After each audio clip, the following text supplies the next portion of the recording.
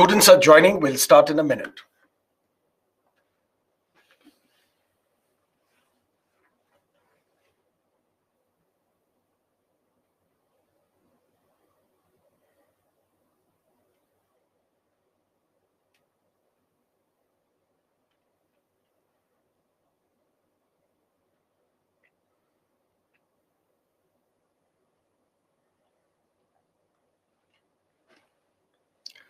Hello, good morning, and welcome to Byju's Exam Prep.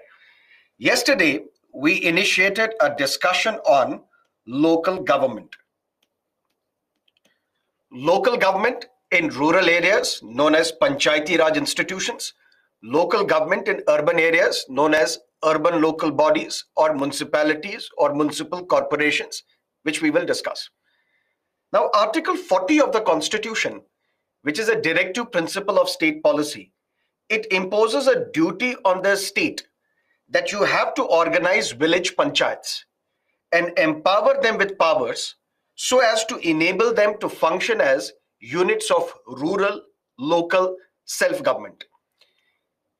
Few programs were launched, such as Community Development Program, National Extension Service, and then a committee was set up by the central government to inquire into whether these programs are working fine or not and suggest recommendations as to how can we better implement these programs. That committee was Balwant Rai Ji Mehta. Mehta committee recommendation said this program or such programs are not bound to have great impact unless and until we involve the locals. And for that, he recommended a scheme known as democratic decentralization. And for that, he recommended that a three-tiered structure should be created in rural areas, known as Panchayati Raj institutions. Panchayati Raj institution at the village level, then at the group of village level, then at the district level. And then this district panchayat will be headed by Zilla Parishad, will be known as Zilla Parishad. And the head of the Zilla Parishad should be the district commissioner or the deputy or the collector of that district. All the developmental programs, whether how should we deal with education, what are the social security schemes that we need to launch, should be entrusted to these elected individuals. Ultimately, whatever they recommend should be accepted by the district collector, and all the programs will be implemented by the district collector, which are recommended by Panchayati Raj institutions. But then came a challenge. The challenge was local government in the distribution of powers under Schedule 7 of the Constitution is vested with the state legislature. State legislatures alone can enact laws, can pass laws to implement anything related to local government. Then the central government invited all the chief ministers in a meeting known as National Development Council meeting. And in that, it was argued that we need to empower panchayats, we need to organize panchayats, and we need to provide them powers so as to enable them to function as units of rural local self-government. But then the states were free to decide their own scheme of things. Why? Because local government is under the state list. Basis this recommendation of the Balwant Rai Ji Mehta, which was accepted by the National Development Council, headed by the Prime Minister, includes all the chief ministers and the lieutenant governors of the union territories. Ultimately, the first Panchayati Raj institution in independent India was established at Nagaur in Rajasthan on October 2, 1959, to coincide with the birth anniversary of the Mahatma. Because this Article 40, which is a directive principle, is basically reflecting the idea of Mahatma Gandhi, wherein he said India lives in the villages. Villages should be made self-sufficient. But then there were a lot of problems. Problems such as elections were not held regularly. Even if elections were held, these institutions were dissolved. When these institutions were dissolved, fresh elections were not conducted. And these elected representatives were not empowered, neither financially nor administratively. They were not empowered to become the units of rural local self-government. Then in 1977, specifically a committee on Panchayati Raj institution was established, and this committee was headed by Mr. Ashok Mehta. And Ashok Mehta committee said, the real problem is that political parties in their official capacity, they are not setting up candidates to contest these Panchayati Raj elections. When political parties are not contesting elections in their official capacity, which means they have no incentive to empower them. Because why would they empower others? They can empower their own people, their own representatives. And for that, we should allow political parties to set up candidates in their official capacity. So political parties which contest Lok Sabha elections, legislative assembly elections, they should be allowed to contest Panchayati Raj elections as well, set up their own candidates, and then the state legislature will empower them. And Ashok Mehta committee recommended something very important. It recommended reservation for marginalized communities, such as the scheduled castes, such as the scheduled tribes. Some states, for example, Karnataka, Andhra Pradesh, West Bengal, accepted these recommendations and some states did not, but the problems persisted. Elections were not held. Elections were held, but on an irregular basis, sometimes held, sometimes not held, and these institutions were not empowered. Rajiv Gandhi came to power, LM Singhvi committee was set up. And LM Singhvi committee recommended giving constitutional status to Panchayati Raj institutions and municipalities. Why? What was the reason? The rationale was, if we provide these provisions in the constitution itself, then states will not have any discretion to hold or not hold elections. Then states will not have any discretion whether to empower them or not empower them. Then states will not have any discretion in dissolving these Panchayati Raj institutions before completing their term. That means we have to provide constitutional status. Rajiv Gandhi's government introduced two bills, two constitutional amendment bills, giving constitutional status to Panchayati Raj institutions and municipalities. This bill was defeated in the Rajya Sabha. Why? Because the states alleged that you are encroaching into our domain. If local government in the distribution of powers is within our domain, then Rajya Sabha has not passed a resolution under Article 249. National emergency has not been imposed. If national emergency was imposed, then under Article 250, you could have passed a law. There is no president's rule in the state either. Under Article 252, the states are not requesting you. Under Article 253, this is not to implement any international convention or an international agreement or an international treaty. That is why you cannot pass such a law. Then came Janata Party again. VP Singh became the Prime Minister. He also tried to persuade. When he was successful in persuading, then his government fell. And then came P.V. Narasimha Rao, and ultimately a compromise was reached, and we will discuss that compromise. And ultimately, two bills were passed. Two constitutional amendment bills were passed.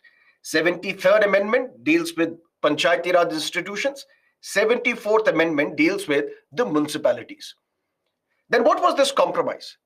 The compromise was all these Panchayati Raj institutions will be established by the law passed by the state legislature. Because local government in Schedule 7 of the Constitution is under state list. Now all the states will pass their own laws to establish Panchayati Raj institutions. But when you are passing this law, dear state, please look at 73rd Amendment. There are some provisions which are mentioned in 73rd Amendment. Some provisions are compulsory, some provisions are voluntary, optional. These compulsory provisions, let's agree that you have to implement this in your laws. And voluntary provisions, optional provisions, it would be great if you can incorporate them as well, but that is voluntary, that is optional, that is on your own discretion. And that is how India and Indians' polity got transformed from representative democracy to a participatory democracy. And for that, we have to look at what are these provisions under 73rd Amendment. Compulsory provisions, voluntary provisions. Compulsory provision is Gram Sabha has to be created. Now, what is this Gram Sabha? All those who are the registered voters in a village, they will come together to form a body known as Gram Sabha. Gram Sabha has to be created. It's a compulsory provision. But what are the powers to be given to Gram Sabha? That state legislature will decide. And there are various state legislatures which have empowered Gram Sabha that you deal with minor forest produce.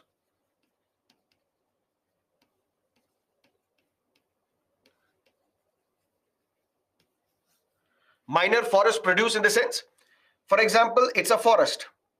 You will not cut down trees, but then the branches will fall from the trees. Minor forest produce, for example, some vegetables, some other fruits. Those minor forest produce, who is empowered to take a decision how to sell it and whom to sell it? That's the power given to the villagers themselves. And that's the power given to Gram Sabha. So Gram Sabha is to be created, but what is the power of a Gram Sabha? That the state legislature will decide. And every state legislature has to enact a law to provide for a three-tier structure. Gram Panchayat, Panchayat Samiti, Zilla Parishad. Gram Panchayat would be people of that village will elect their representatives to be part of this Gram Panchayat. But please don't confuse Gram Panchayat with Gram Sabha. Gram Sabha is the body of all the registered voters in a village. All those above the age of 18, they are part of the Gram Sabha. Then they will vote to elect their representatives to Gram Panchayat. Then they will vote to elect their representatives to Panchayat Samiti, which is at the intermediate level. Then they will vote to elect their representatives at the Zilla Parishad. So this three-tier structure has to be created. It's a compulsory provision.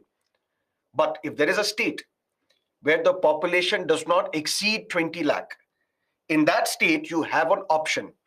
Either you can establish this intermediate level or you may not. If you want, you can establish this intermediate level as well. But if you decide against it, no issues. For you, you can have a two-tier structure, Gram Panchayat and Zilla Parishad. And all the members of these three tiers should be directly elected by the people. That's a compulsory provision. In all these three tiers, there should be reservation. Reservation for women. What sort of reservation? Not less than 1/3 of the seats shall be reserved for women. Not less than. Can it be more than 1/3? Yes. Can it be 50%? Yes. And there are states such as Bihar, Odisha, which have provided 50% reservation to women in all the three tiers. That's a compulsory provision. Compulsory provision is in all these three tiers, there should be reservation for SCs and STs. But what is the percentage of that reservation? It varies. Varies because population. In proportion to your population, in proportion to the population of SCs and STs, those many seats shall be reserved for them in all the three tiers. And at the same time, this three-tier structure, it will also have a chairperson. Who will be the chairperson of Gram Panchayat? Who will be the chairperson of Panchayat Samiti? Who will be the chairperson of the Zilla Parishad? For that, compulsory provision is that at the two levels, Zilla Parishad and Panchayat Samiti, chairperson should be indirectly elected. Compulsory provision. Indirectly elected, that means after these people have been elected to Panchayat Samiti and Zilla Parishad, they will choose one amongst them as their chairperson. Just like Chief Minister. People don't elect the Chief Minister. People don't even elect the Prime Minister. Prime Minister is indirectly elected by the people. Why? Because the members of the Lok Sabha, they come together and they elect the Prime Minister. In the similar fashion, all the members at the Panchayat Samiti and Zilla Parishad, they will come together. Panchayat Samiti members will come together, and all those who have been elected, they will elect their chairperson indirectly. Similarly, Zilla Parishad. But who is going to be the head of Gram Panchayat at the village level? That the state legislature will decide. And there are some states where the head of this Gram Panchayat is directly elected by the people. There are some states where the head of this Gram Panchayat is indirectly elected by the members who have been elected to this Gram Panchayat. But who is qualified to contest this election? And who is disqualified to contest this election? 73rd Amendment says, if you are qualified to contest Legislative Assembly election, you can contest Panchayati Raj elections. If you have been disqualified from contesting Legislative Assembly election, you are disqualified from contesting Panchayati Raj elections as well. Except the age. What is the age to contest Lok Sabha or Legislative Assembly election? 25. But that age to contest Panchayati Raj elections is 21. But additional qualifications can be prescribed by the state legislature. Additional disqualifications can be prescribed by the state legislature. And there are some states which have passed laws to provide for qualification. Qualification in the sense, educational qualification. There are some states which have passed laws to provide for disqualification. If you don't have a functional toilet in your home, you will be disqualified. You cannot contest elections. Or if you have contested elections and now you don't have a functional toilet, you will be disqualified. And what is going to be the period of this Panchayati Raj institution? The tenure, the term is 5 years. Even before completing 5 years, can this Panchayati Raj institution be dissolved? Yes, but then fresh election should be conducted. Fresh election should be conducted within 6 months of the dissolution. Which means if a Panchayati Raj institution is dissolved now, within 6 months, re-election should be conducted. So something that we saw previously, previous to the constitutional amendment, where the states are not organizing elections, the idea was such a situation will not arise now because now it is the obligation to organize elections within 6 months of the dissolution of Panchayati Raj institution. And who will organize that election? For that, there is a single member body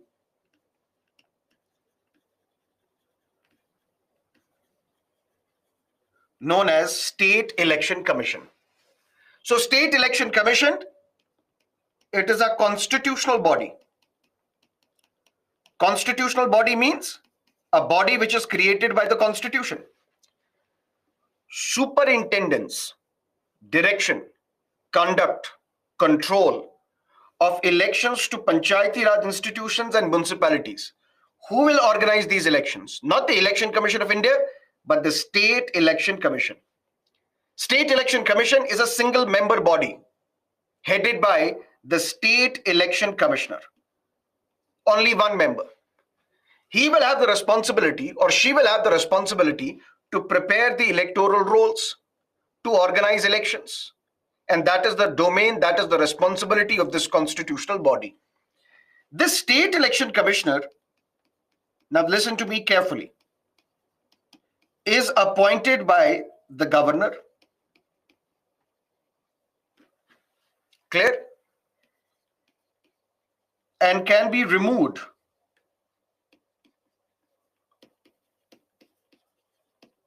in the same manner as the judge of a high court. This is where it becomes interesting. Why? Because the term and other conditions will be decided by the state legislature, and state legislature will do that by passing a law. What does that mean? Look at me carefully. Who will organize these Panchayati Raj elections? A single member body known as State Election Commission, headed by the State Election Commissioner. This State Election Commissioner is appointed by the governor. And governor will not have the power to remove the State Election Commissioner. Who will have the power to remove the State Election Commissioner? President. On the recommendation of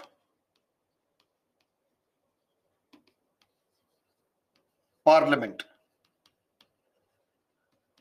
When Parliament passes a resolution.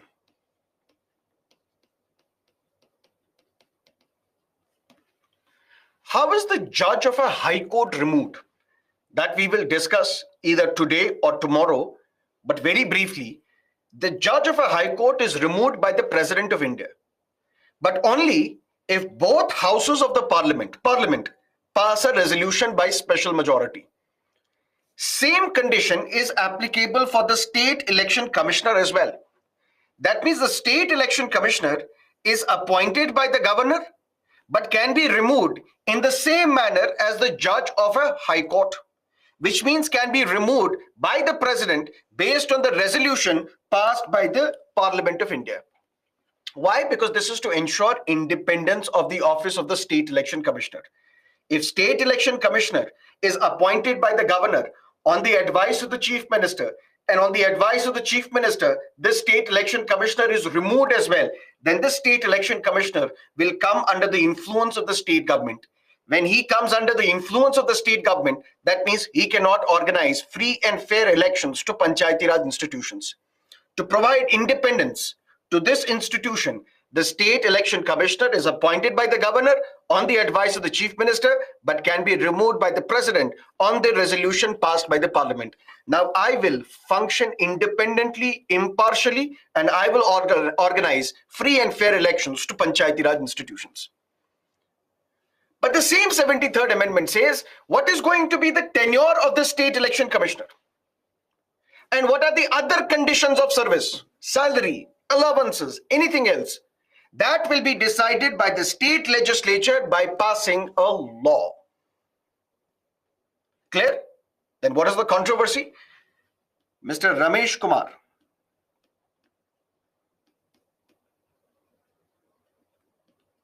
State Election Commissioner of the state of Andhra Pradesh. What's the story? Mr. Ramesh Kumar, a senior IAS officer, was appointed as the state election commissioner by the governor on the advice of the chief minister. And at that time, the chief minister was N. Chandrababu Naidu. Then the government changed. Now Mr. YSR Reddy is the chief minister. And now this state election commissioner, which is the single member body, has to organize Panchayati Raj elections. But when the Panchayati Raj elections were announced, we saw violence in Andhra Pradesh. Not just violence, we saw the outbreak of COVID-19 pandemic. What the state election commissioner did, he indefinitely postponed these Panchayati Raj elections. Chief Minister and other ministers of the government criticized the state election commissioner, saying this state election commissioner has not been appointed by us, has been appointed by N. Chandrababu Naidu, and Mr. Naidu's caste and the caste of the state election commissioner is the same. That is why he is not organizing elections. That is why he is not allowing us to win the elections. He is playing a partisan role. Now, during this time, what the governor is doing is promulgating an ordinance. What is an ordinance? When either both houses of the state legislature or one house of the state legislature is not in session, then the governor can promulgate an ordinance on the advice of the Council of Ministers on all those subjects on which the state legislature has the power to make a law. Does the state legislature have the power to decide the tenure, to decide other conditions of service for the state election commissioner? Yes.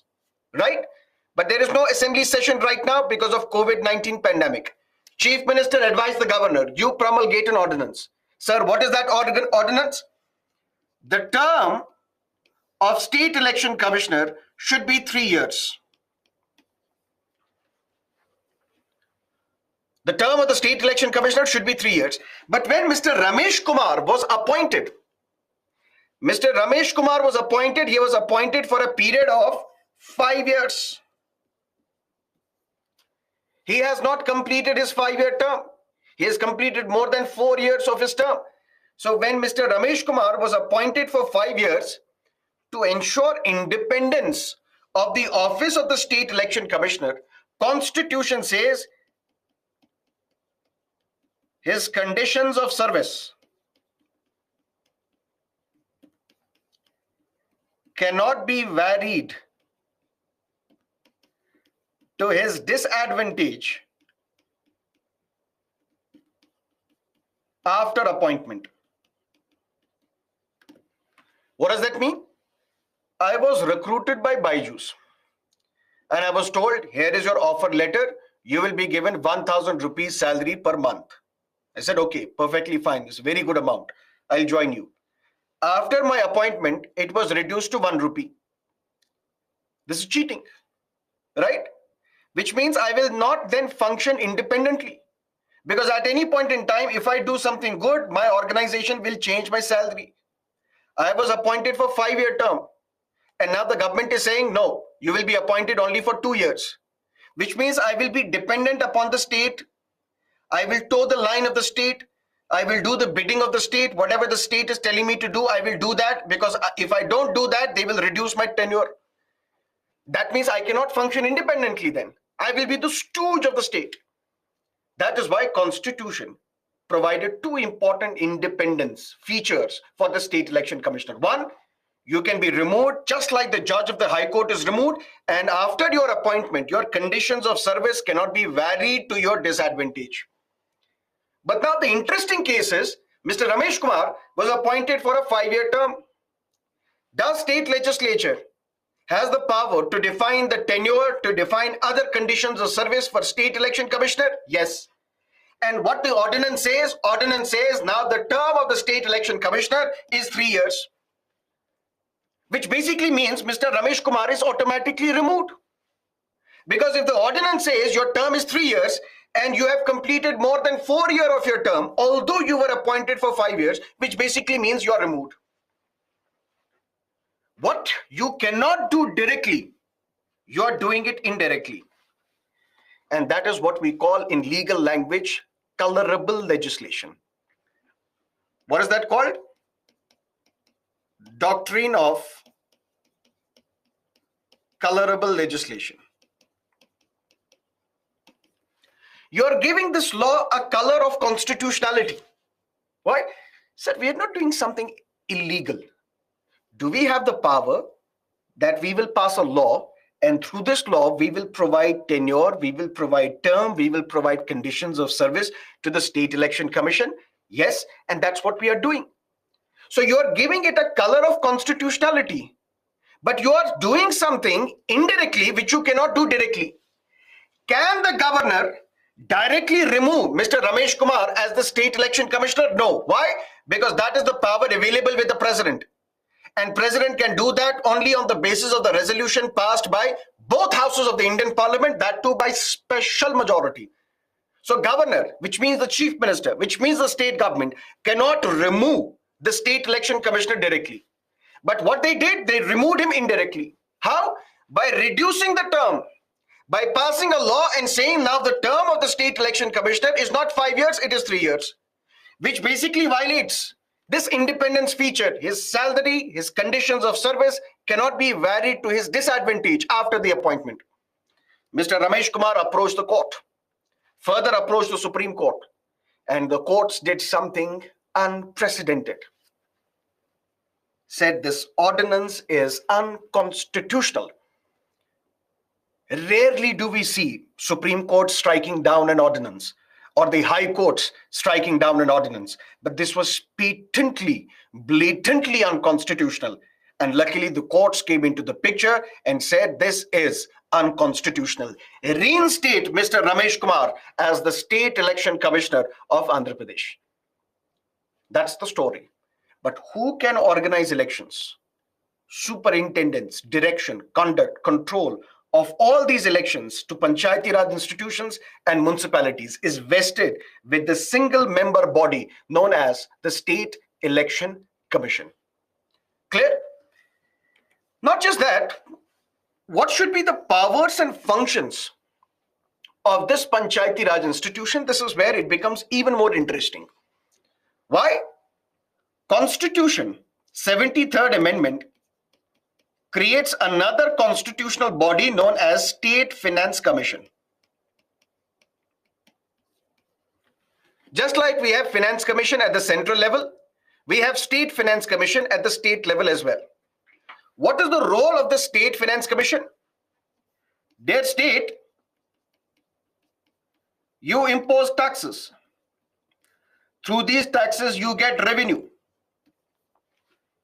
The state legislature, the state government, Andhra Pradesh, for example, is imposing tax on the people, on the institutions, or for various purposes. Tax on, let's say, agricultural land, tax on various purposes.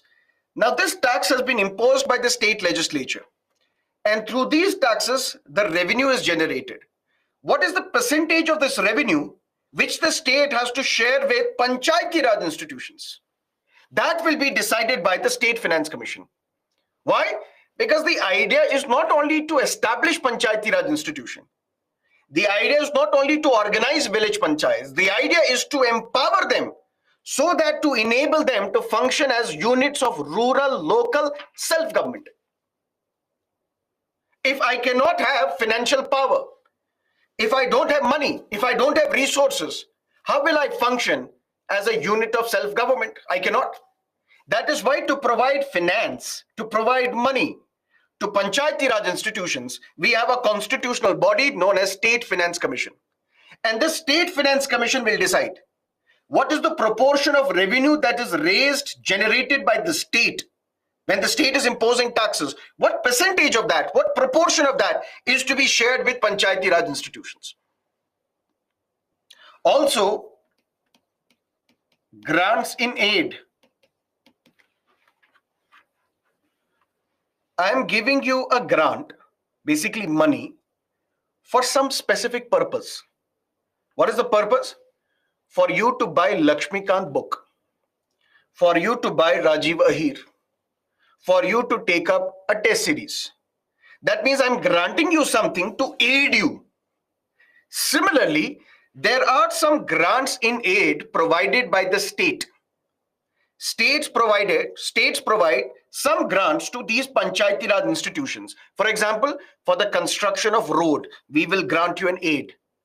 For the construction of a hospital, we will grant you an aid. For the construction of a dispensary, we will grant you an aid. This grant in aid will be provided by the state government to the Panchayati Raj institutions on the recommendations of the State Finance Commission. But what will be the power of this Panchayati Raj institution which is created in rural areas? For that, we have Schedule 11 of the Constitution. What does Schedule 11 of the Constitution talk about? 29 items. Which are these 29 items? For example, rural development. For example, agriculture.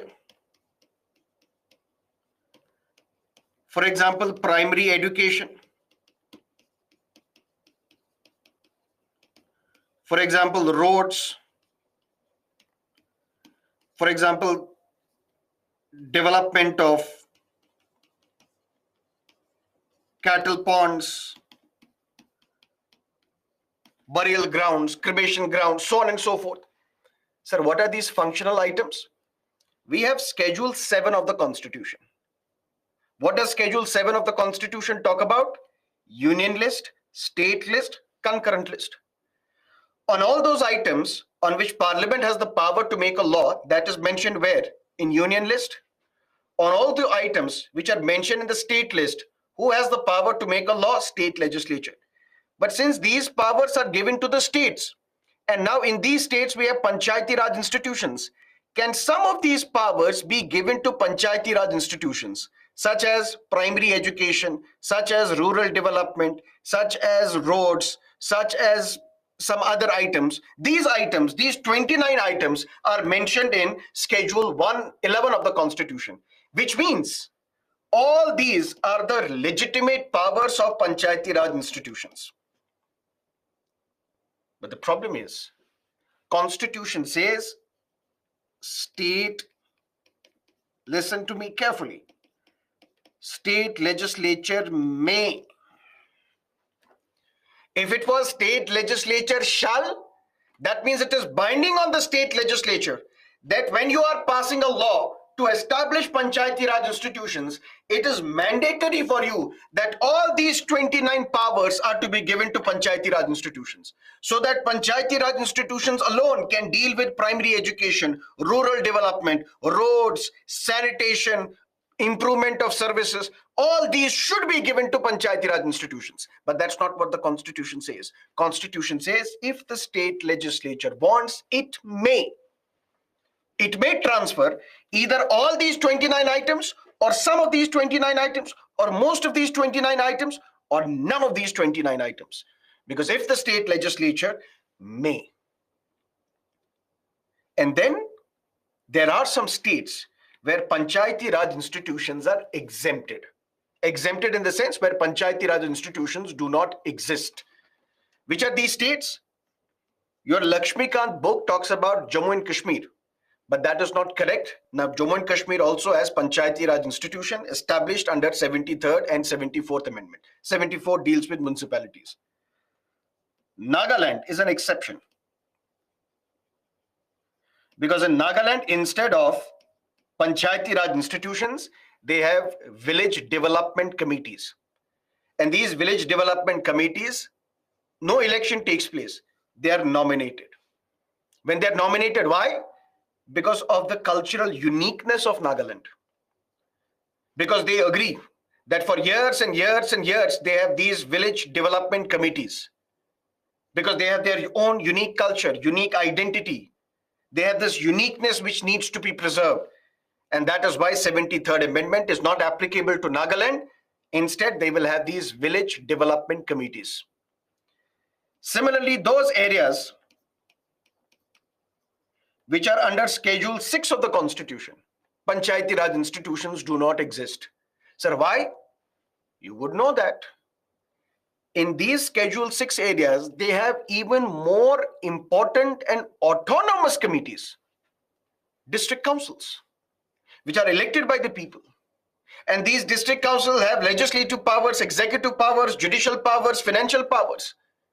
Because the idea is when a district is established as a tribal area in Schedule 6 states, this district should be an autonomous district. So they already have autonomy. So what is the need to add Panchayati Raj institutions there? Darjeeling, where there is a dispute right now.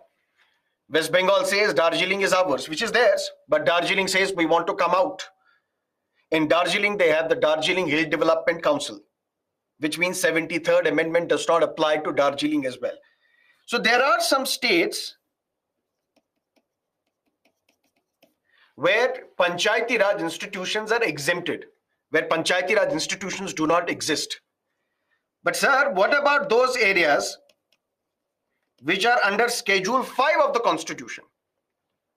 Those areas which are scheduled tribal areas in states other than Assam, Meghalaya, Mizoram, and Tripura. What will happen to those areas? Panchayati Raj institutions may exist under a law known as PISA. What is PISA? Panchayats Extension to Scheduled Areas Act, 1996. What is this PISA? Is it good? Is it bad? And what is its relationship with the Forest Rights Act? This is something that we will discuss in social justice. Just like we discussed in Article 17, that Constitution says untouchability is abolished and its practice in any form is forbidden. But then why untouchability is still practiced in India? What are some solutions that we can propose to minimize or eradicate the ill effects of untouchability? That is part of your social justice. Similarly, for scheduled tribes, scheduled castes, women, on hunger, on poverty, what are these various laws? What are these various schemes? That is also something that we will discuss in social justice. So social issues and social justice classes, when they will happen, there we will talk about PISA, there we will talk about Forest Rights Act, there we will talk about various schemes and programs for the scheduled tribes. Clear? Done? 100%? Any questions, let me know.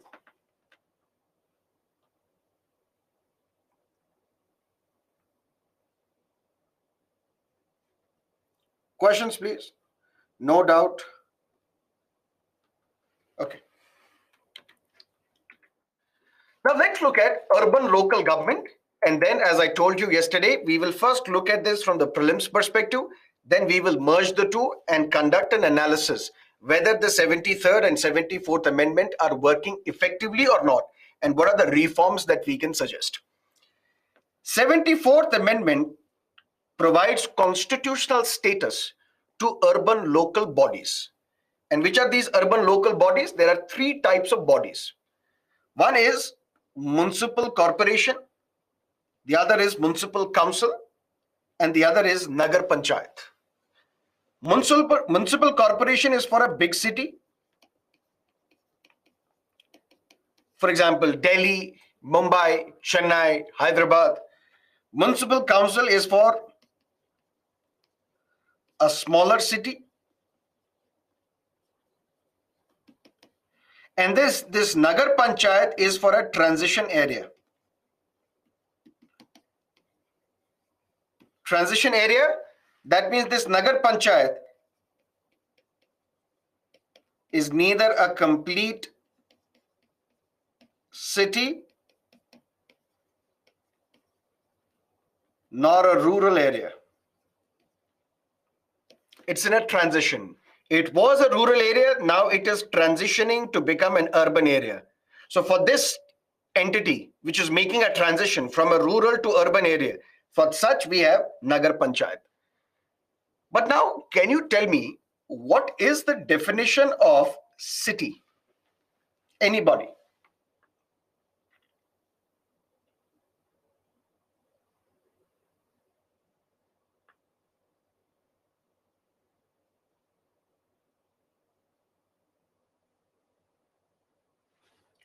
What is a city with more than 20 lakh population, 10 lakh population?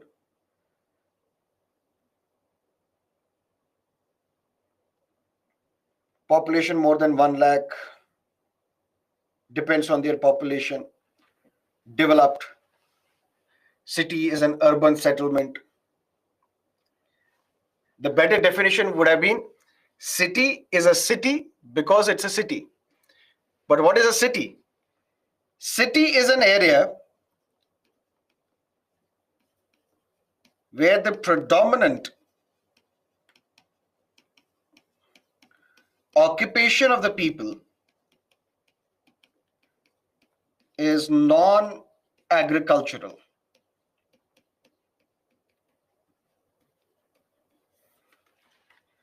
In rural areas, the predominant occupation or economic activity is agriculture. In an urban area, in a city, the predominant occupation of the people is non-agricultural, participating in services, manufacturing, and other segments. Agriculture is not the biggest contributor of occupation when it comes to a city. That's what a city is.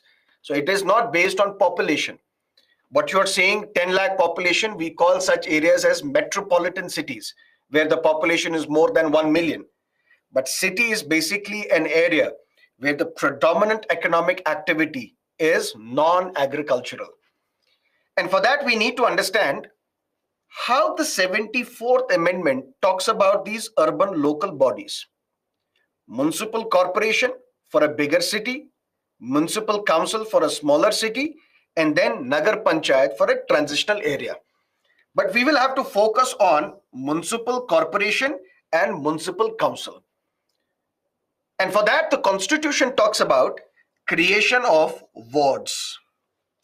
What is this creation of wards?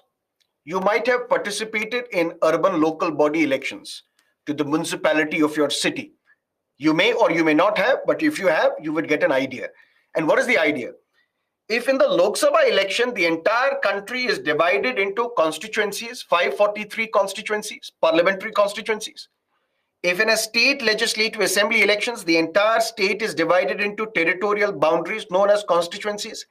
Similarly, in an urban area, for example, in Delhi, elections are to be held. But in Delhi, how many seats are there? Those are known as wards. That means the entire city of Delhi is divided into various territorial boundaries, and those territorial boundaries or constituencies are known as wards. But in these wards, representation may be provided for following persons. Who are these persons? Those who have experience in handling municipal administration. For example, in urban areas, what are the problems that we face? Traffic is an issue. The roads are narrow, but the number of cars are huge, adding day by day. It creates a pressure on the functioning of the city, where the traffic is jammed all the time. And Bengaluru is the shining example of traffic. Urban area. Slums are also emerging. So people from rural areas or people from different parts of the country, they come to the city in search of employment, in search of livelihood, in search of better healthcare, because the feature of a city is that it will have lots and lots of employment opportunities. And since the city cannot handle such a large population base, where there is a limit to the amount of flats, to the amount of accommodation which is provided in the city, that's how the slums emerge. And there are some who say slums are emerging as the dens of prostitution, dens of drug trafficking, menace. So there should be expert, and there are experts who deal with population, who deal with pollution, who deal with slum improvement, those who deal with how can we declog our roads and make the traffic smooth. Since urban India provides its own set of challenges, that is why the constitution says if the state legislature wants, what you can do, you can provide representation to these experts who have expertise in handling urban affairs into these wards. You may also provide representation to the members of Lok Sabha and the state legislative assembly in these wards. You can also provide representation to the Rajya Sabha and members of legislative council within that municipal area. That means the principal point is now 74th Amendment. It talks about creating urban local bodies. For example, in 1687, the first urban local body, the first municipality was set up in Madras. Then we saw in 1726, various other municipalities were set up. So the origin of these municipal administration goes back to the colonial era. But now the point is, even in municipal areas, even in urban areas, municipalities were established, but they were not empowered. Municipalities were established, but they were dissolved. Municipalities were established, but they functioned for some time, dissolved, and fresh election was not conducted. And these municipalities, periodic elections, regular elections were not conducted in most of the states. Same problems as we faced in Panchayati Raj institutions. And then the same solution. Give constitutional status to urban local bodies. And for that, we have 74th Amendment. And what 74th Amendment talks about? 74th Amendment talks about the administration of urban local bodies. We will have municipal corporation for a big city. We will have a municipal council for a smaller city. And then the idea is direct elections. Direct elections in the sense, let's organize the entire city into various wards. But the state legislature, if you want, you may also provide representation to experts. But since these experts are not elected by the people, don't give them voting right, but give them right to participate in the meetings of the ward committees, to participate in the meetings of the municipal corporations, so that we can better administer an urban area. You may, if you want, you may also provide representation to MLAs, to MPs, to MLCs. That is for the state legislature to decide. And not just wards, you will also have to set up wards committee. A group of wards put together becomes a ward committee. Just like a group of villages put together becomes an intermediate level, what is known as the Panchayat Samiti. In the similar fashion, all these wards which are organized, now a group of wards can be put together to create a wards committee. For example, in Karnataka, in the year 2020, the Karnataka legislature decided that all cities in Karnataka, whether it is Mangalore, whether it is Mysore, whether it is Bangalore, whether it is any other city, and all the urban local bodies that we will have wards committee, will have a group of committees put together, will have a group of wards put together to form a wards committee. And then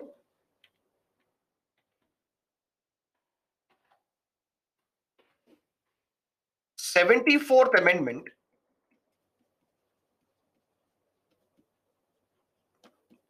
and 73rd Amendment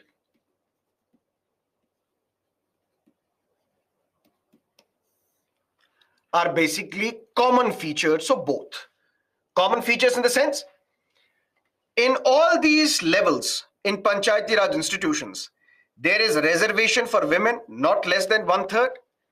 Similarly, in municipalities also, in urban local bodies also, when election is conducted, in these elections, not less than 1/3 of the seats shall be reserved for women. Not less than 1/3 of the wards shall be reserved for women. In these three tiers, SCs and STs will have reservation in proportion to their population. In urban local bodies also, SCs and STs will have reservation in proportion to their population. Can we provide reservation for OBCs? Yes. Can we provide reservation for OBCs? Yes.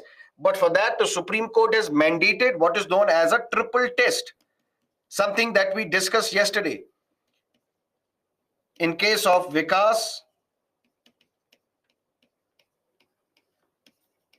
Kishan Rao Gawali versus State of Maharashtra 2021, where you can provide reservation to OBCs as well in these urban local bodies. But for that, you have to accept, you have to implement this triple test. So same features which we see in 73rd Amendment are there in 74th Amendment as well. In the sense, what is the qualification to contest urban local body election? Same as that of Panchayat. What is the disqualification? Same as that of a Panchayat. What is the term of the municipality? 5 years, same as that of Panchayat. Who organizes election? State Election Commission, just like Panchayat. What is the role of the State Finance Commission? Same as that of the Panchayat. That means, long story short, all these provisions that we saw in 73rd Amendment, whether these provisions talk about reservation, whether these provisions talk about direct elections, whether these provisions talk about State Finance Commission or State Election Commission, all that is mentioned in 74th Amendment as well. And 74th Amendment also talks about District Planning Committee and Metropolitan Planning Committee. What is a District Planning Committee? For example, there is a district, and some part of this district is an urban area, some part of this district is a rural area. In urban area, we have urban local body, municipal council, for example. In rural area, we have Panchayati Raj institution. So same district, but who is the head of the Zilla Parishad? District collector. Whatever decisions are taken by these urban local bodies, these are to be implemented. But who will implement this? District collector, the district authorities. So now for this district, we will have a district planning committee. And this district planning committee will have representatives from urban local bodies, will have representative from the rural bodies as well, which is Panchayati Raj institution. Similarly, for a metropolitan area, which you were alluding to, that population should be more than 10 lakh. In a city where the population is more than 10 lakh, we call that a metropolitan city. And in that metropolitan city, we will have a metropolitan planning committee. But what will be the role and responsibility of these committees? We will discuss slightly later. Just like 11th schedule, where there are 29 items, which the constitution says the state legislature may give these urban Panchayati Raj institutions. Similarly, we have 12th schedule of the constitution, which talks about 18 items, which if the state legislature wants, may be given to these urban local bodies. Which means urban local bodies will deal with urban planning, roads and bridges in urban areas, fire services, cattle ponds, burial grounds, slum improvement, urban poverty elevation. That means if poverty is to be eradicated in urban areas, what are the various schemes that we can conceptualize? What are the various schemes that we can start? That is also the domain of the urban local bodies. And the schemes which they will invent, they will start, will have to be implemented by the district collector. That is the job of the urban local bodies. So 11th schedule, that's why when we discuss schedules, we discuss schedules 1 to 10. And I told you that in local government, we will discuss schedule 11 and schedule 12. Schedule 11 talks about those items, those powers, which if the state legislature wants, can be given to Panchayati Raj institutions. And schedule 12 talks about 18 items, 18 powers. If the state legislature wants, it can give to urban local bodies. Clear? But now let's discuss something else. What are the various types of urban local bodies. And listen to me carefully. There are various subjects. Subjects for the civil services examination, and then there are some subjects for medical entrance examinations. There are some subjects for the CA examination. There are some subjects for university examinations. All are subjects, but the civil services examination only deals with these subjects. Clear? Similarly, there are various urban bodies in India, but 74th Amendment talks about two types of bodies. There are still other types of bodies, but those are not talked about by 74th Amendment. 74th Amendment talks about municipal corporation, it talks about municipality, but then there are other bodies as well, which are not part of the 74th Amendment. But these bodies are responsible for similar things as municipalities. Which are these bodies? Such as Notified Area Committee, Cantonment Board, Town Area Committee, Township, Port Trust, Special Purpose Agency. But all these agencies, all these boards, they are not part of 74th Amendment. Why? We will discuss this one by one. Let's first look at municipal corporation. And let's take the example of the Municipal Corporation of Delhi, MCD, where the elections took place recently. In Delhi, the entire city was divided into various wards. And from every ward, one councillor got elected. That's what we call a councillor. Clear? And all these councillors will come together and they will be part of this council. All these elected councillors who are directly elected by the people, from those who are the registered voters in Delhi, that means more than 18 years of age, you can come, you can vote and elect your councillors. And these councillors will be part of the municipal council. Municipal Corporation of Delhi will have its council, and all the members of this council will be elected by the people, directly elected by the people. And it is this council where we will see reservation for women. Not less than 1/3 will be women. SCs and STs will be there in proportion to their population. And this council will elect a mayor, will elect a deputy mayor. After 4-time lucky in Delhi Municipal Corporation, MCD of Delhi, we saw the elections were conducted and Miss Shelley Oberoi became the mayor of Delhi. That means these councillors who have been elected, now they choose their own mayor. And who is this mayor? Mayor, you can say, is like the speaker of the Lok Sabha. Mayor does not have more powers. Mayor just presides over the meetings of this council. Sit down, speak up, don't throw chairs at me. What are you doing? Please don't kill me. That's what the mayor of Delhi is alleging. There were members of the BJP who tried to kill me. So the role of the mayor is to preside over the meetings of the council. And now this mayor is assisted by a deputy mayor. And both these deputy mayor and mayor in Delhi Municipal Corporation were elected from the Aam Aadmi Party, because Aam Aadmi Party won the election, got the majority, simple majority in the Municipal Corporation of Delhi elections. Clear? But there are some cities where the mayor is directly elected. So the mayor is to be elected, deputy mayor is to be elected, but how this mayor or deputy mayor is to be elected, that's for the state legislature to decide. And there are some states, in Bihar also, in Uttarakhand also, where the mayor is directly elected by the people. So people directly elect a mayor. Just like they elect a councillor, they also elect a mayor. But there are some cities where the mayor is indirectly elected. That means the people elect councillors, and then these councillors sit together and elect the mayor by simple majority, elect the deputy mayor by simple majority. And in most of the cities, the term of the mayor is 1 year, which can be, and the mayor can be re-elected as well. So the term is normally a year, and you can be re-elected again if the municipal council agrees. election will take place, and then you can be re-elected as the mayor of Delhi. But the point is, the real power is with the standing committee.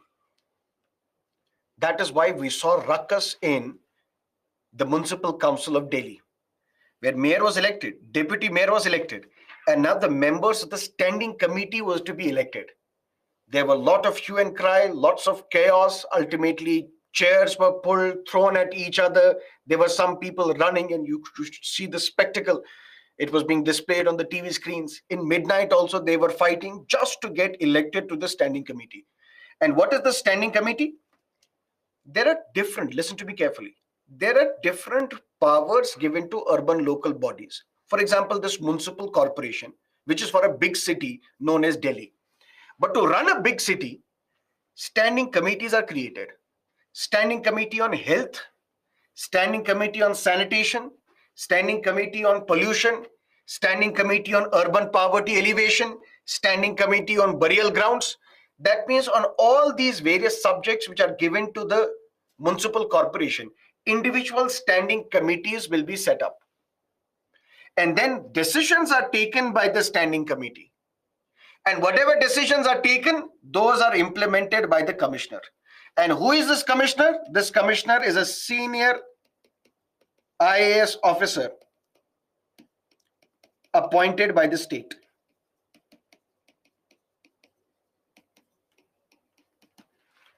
So what is a municipal corporation? Long story short, municipal corporation is for the administration of a big city, such as Delhi, such as Mumbai, such as Bengaluru, such as Hyderabad, such as Chennai. And for the administration of this big city, we have a municipal corporation. It will consist of a council, a standing committee, and the commissioner. Council, all the members of this council are directly elected by the people. Then these councils, members will elect a mayor and deputy mayor.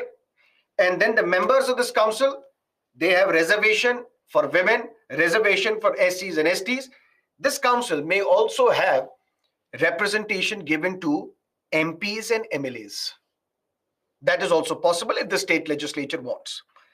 But then the standing committee will be elected. Different councillors will be elected to different standing committees.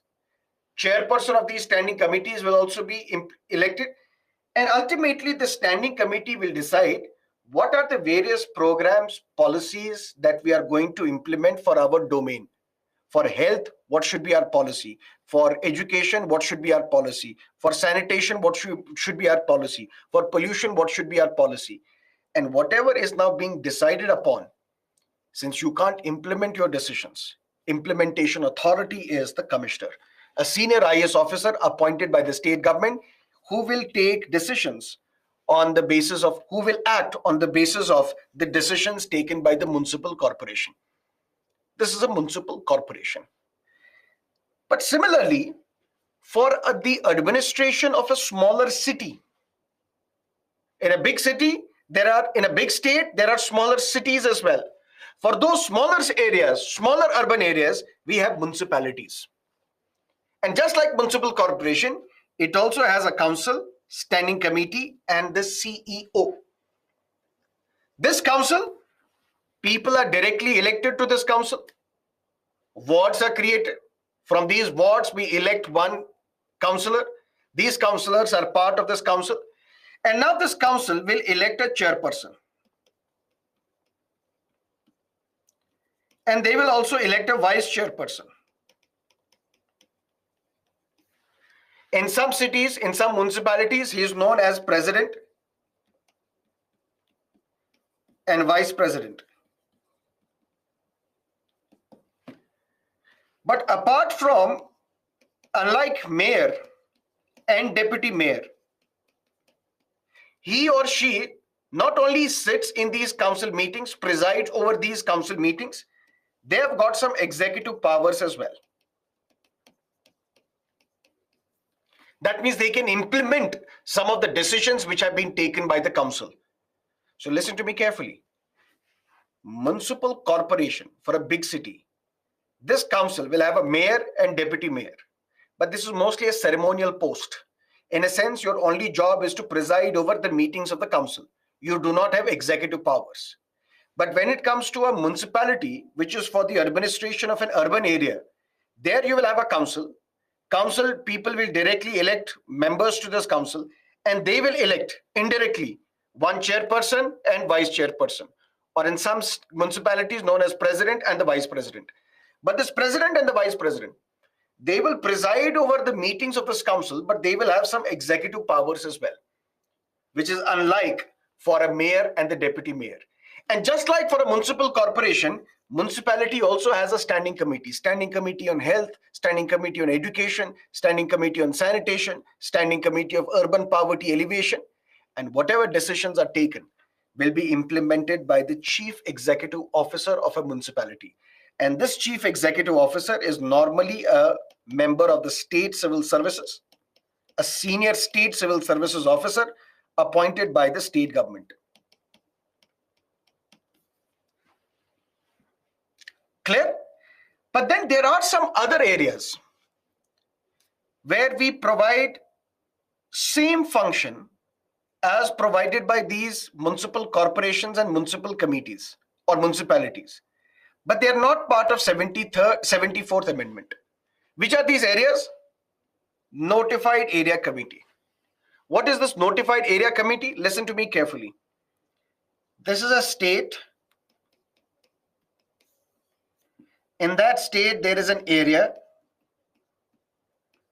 This area is considered important by the state government. And to provide urban development features to this area, what the governor does,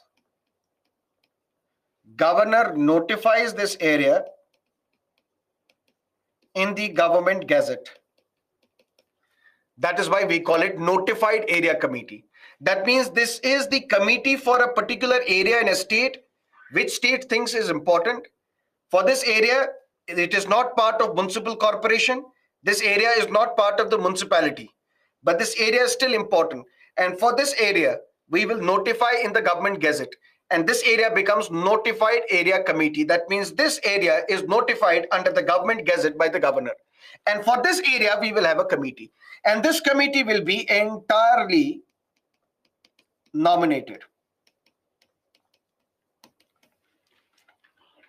Look at it this way.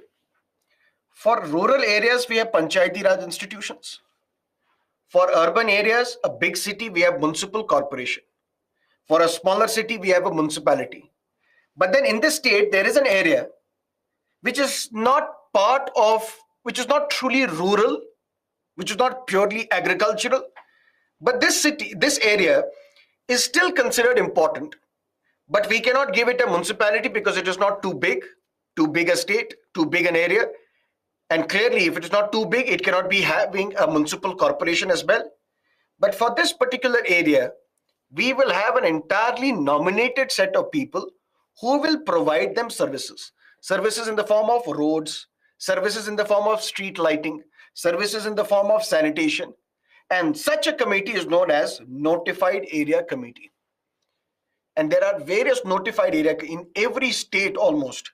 The governor notifies a particular area, and to provide urban infrastructure to this area, a Notified Area Committee is set up. But this Notified Area Committee is consisting of entirely nominated people, which means it is not part of 74th Amendment. 74th Amendment talks about municipal corporation, municipality. It does not talk about Notified Area Committee. Done? One more thing.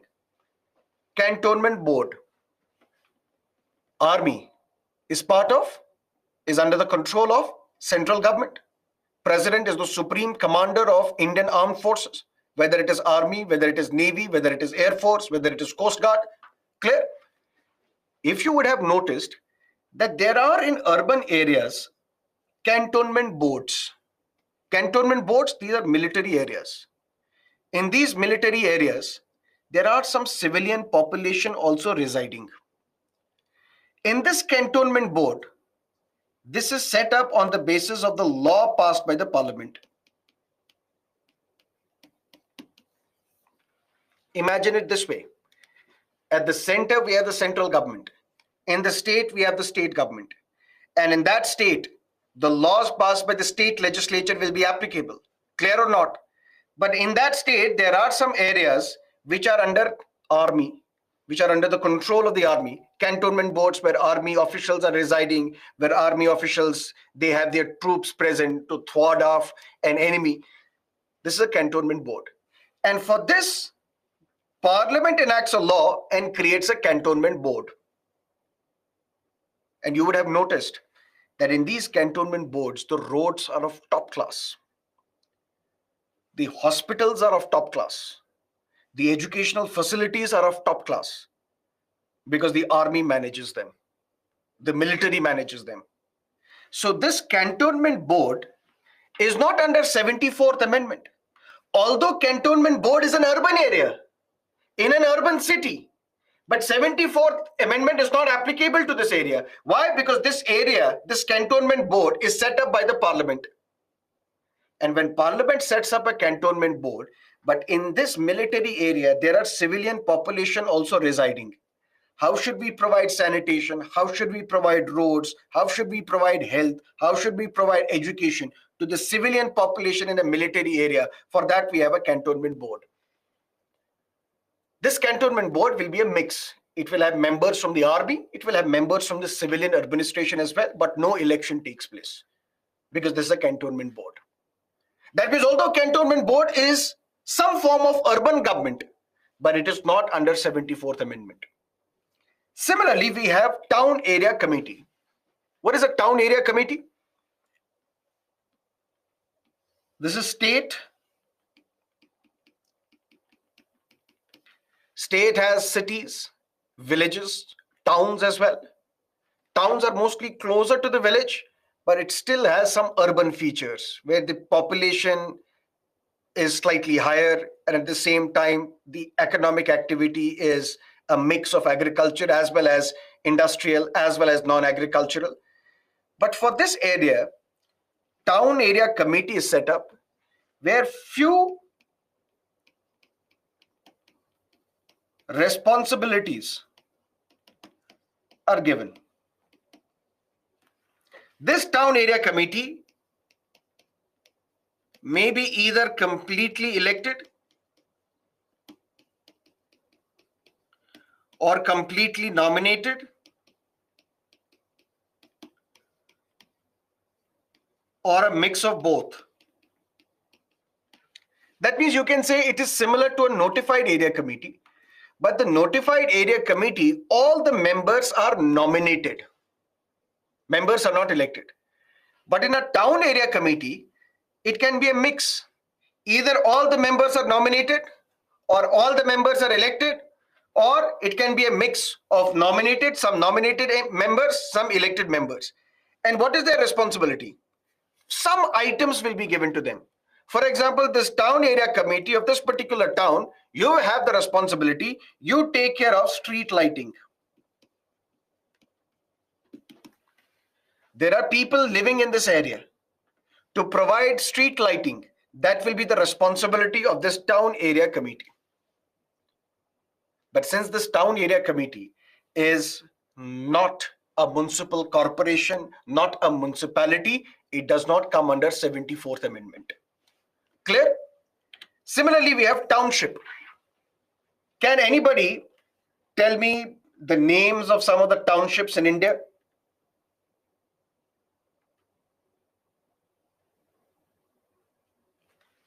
Anybody?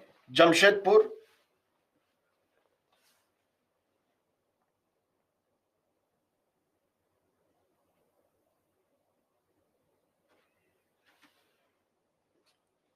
Okay. This is a big industrial house. For example, Tata. For example, Birla. For example, Adani. For example, Ambani. Now, for example, Tatas have established factory in Jamshedpur. Clear? Or Vedanta has established a factory somewhere. But in this area, it is ensured that Tata says all the employees that who are working in my factory will also stay in my premise. It's a big area. We have factories on one side. Those who are working on these factories, they are also provided accommodation as well. It's a big area, big township. Those who are working in these organizations, in these factories, they're also provided sanitation, health, other infrastructure. There are some schools as well. There are some hospitals as well.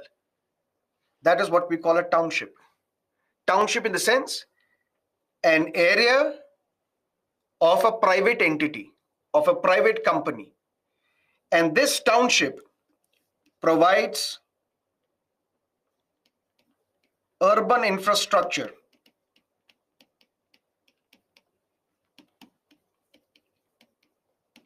to the employees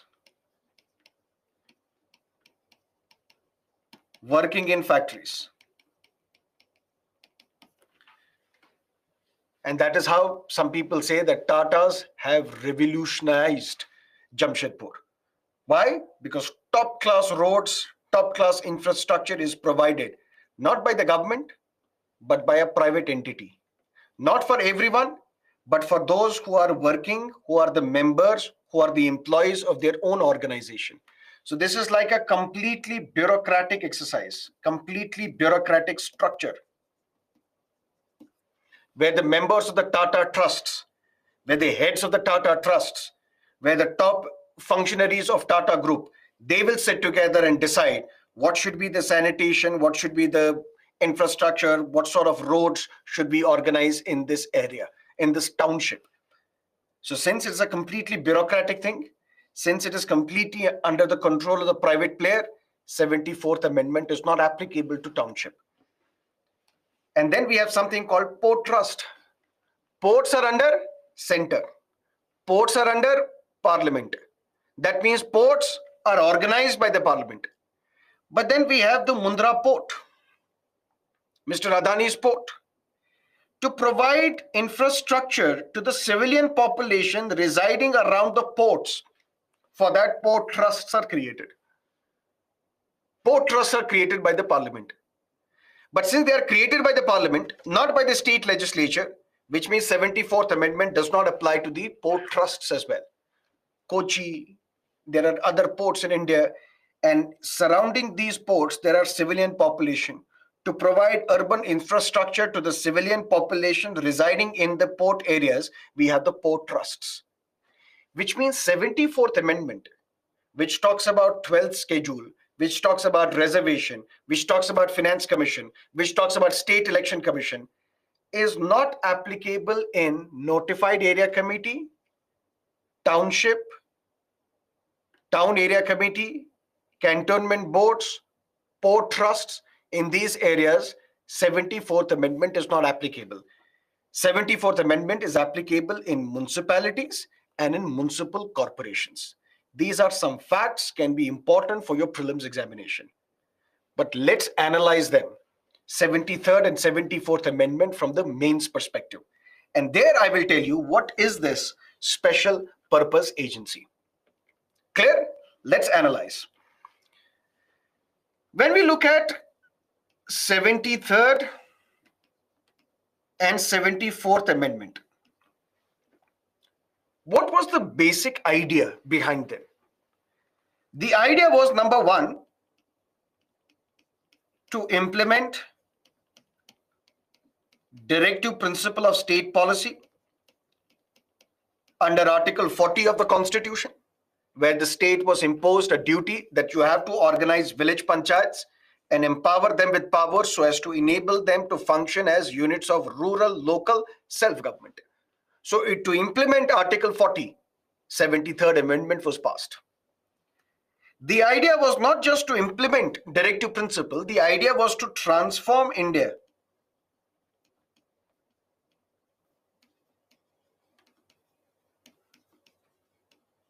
from a representative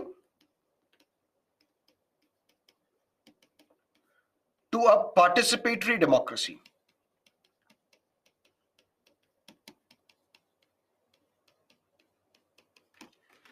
Participatory democracy in the sense, India today is the world's largest democracy. Not just the world's largest democracy. Thanks to 73rd and 74th Amendment, India is the world's largest and most intensely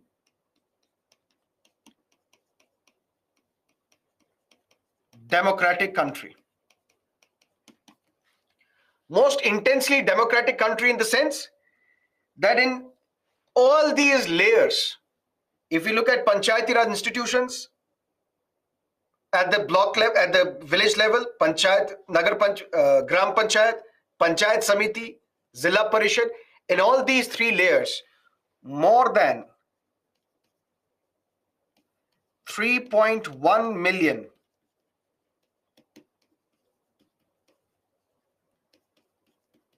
representatives have been elected. 543 in Lok Sabha, 245 in Rajya Sabha, more than 4,000 MLAs in different parts of the country. Forget about them. Look at Panchayati Raj institutions and municipalities. More than 3.1 million representatives have been elected. More than 3.1 million representatives take decision for the others, which makes India not only the world's largest democracy in terms of the population that we have. China is not a democracy. The world's largest and most intensely democratic country. That is thanks to 73rd and 74th Amendment. Not just that. The idea also is to empower marginalized communities. So what we are doing right now, we are praising 73rd and 74th Amendment. We are praising the establishment of Panchayati Raj and municipalities.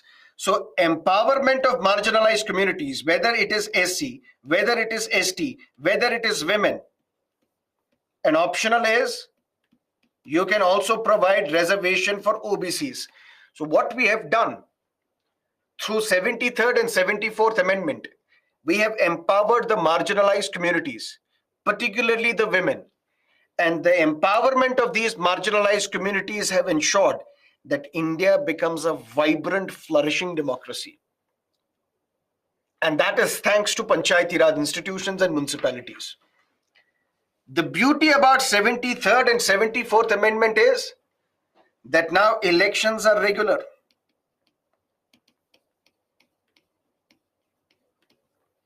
And empowerment is real. Elections are held on a regular basis. Empowerment of panchayat and municipalities have taken place, which basically means now people are taking decisions on their own behalf, transforming India from a representative democracy to a participatory democracy. And the Panchayati Raj institutions and municipalities, with their emergence, what we have seen,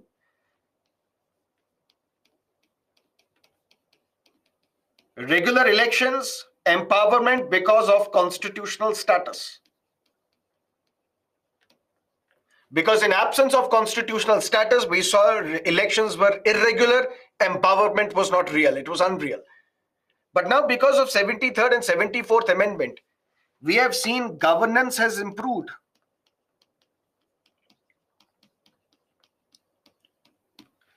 Governance has improved in the sense, look at the steps being taken by various municipalities, steps being taken by various urban local bodies.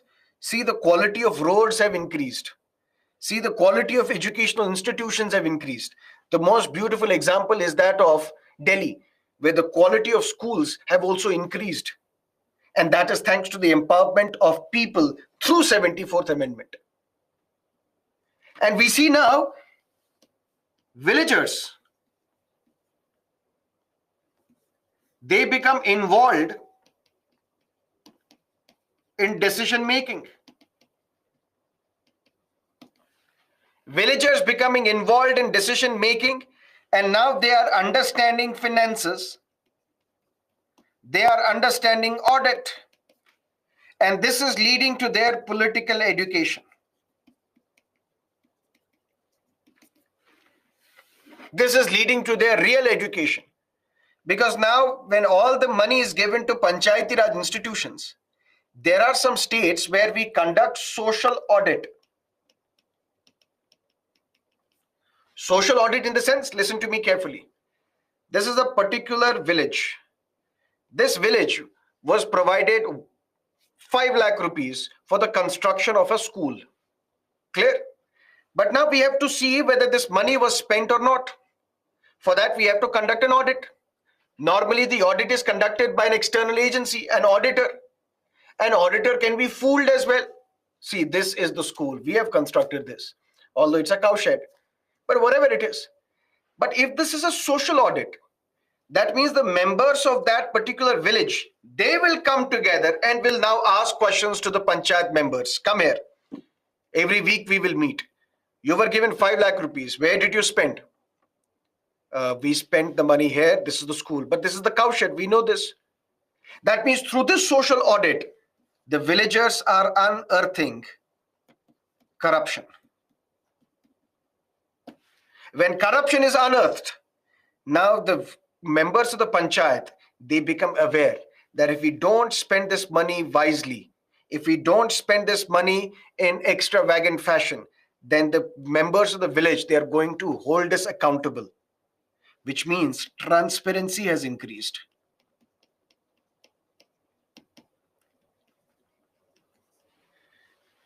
The beautiful thing, because of the empowerment of women, is now when women are getting elected as the sarpanches or the mayors, then the women, they take decisions keeping family in mind. If you give money to a man, the man will use this money to buy cigarettes or liquor or spend this money in a casino or for gambling purposes. But if you give the same amount of money to a woman, she will spend it wisely. She will spend it on education. She will spend it on nutritious food. She will spend it so that capital assets are created. The empowerment of women and the political empowerment of women, and through this, when they are getting elected to legislative assembly and to the parliament, we see that the shape of India's democracy is getting changed thanks to these beautiful amendments made in 1992. So all these 6-7 points you can write in your answers if you have to praise 73rd and 74th Amendment. But we can't stop at the praise.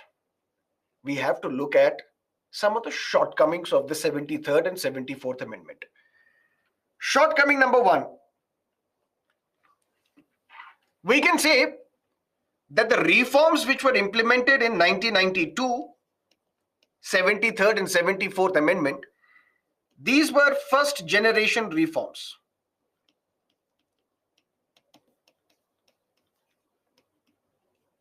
Now we need second generation reforms.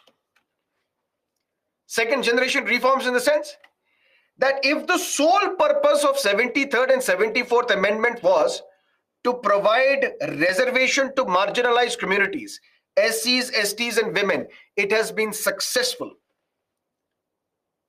But if the purpose was to empower them to function as units of rural local self-government, then it's a failure. That is why if you ask this question to anybody, what is your take on 73rd and 74th Amendment? They will tell you it is a momentous success or it is a monumental failure. Same thing. How is Sarmad sir as a teacher? Absolutely rubbish. Absolutely brilliant. Two extremes. You ask somebody, what is the status? What is the objective?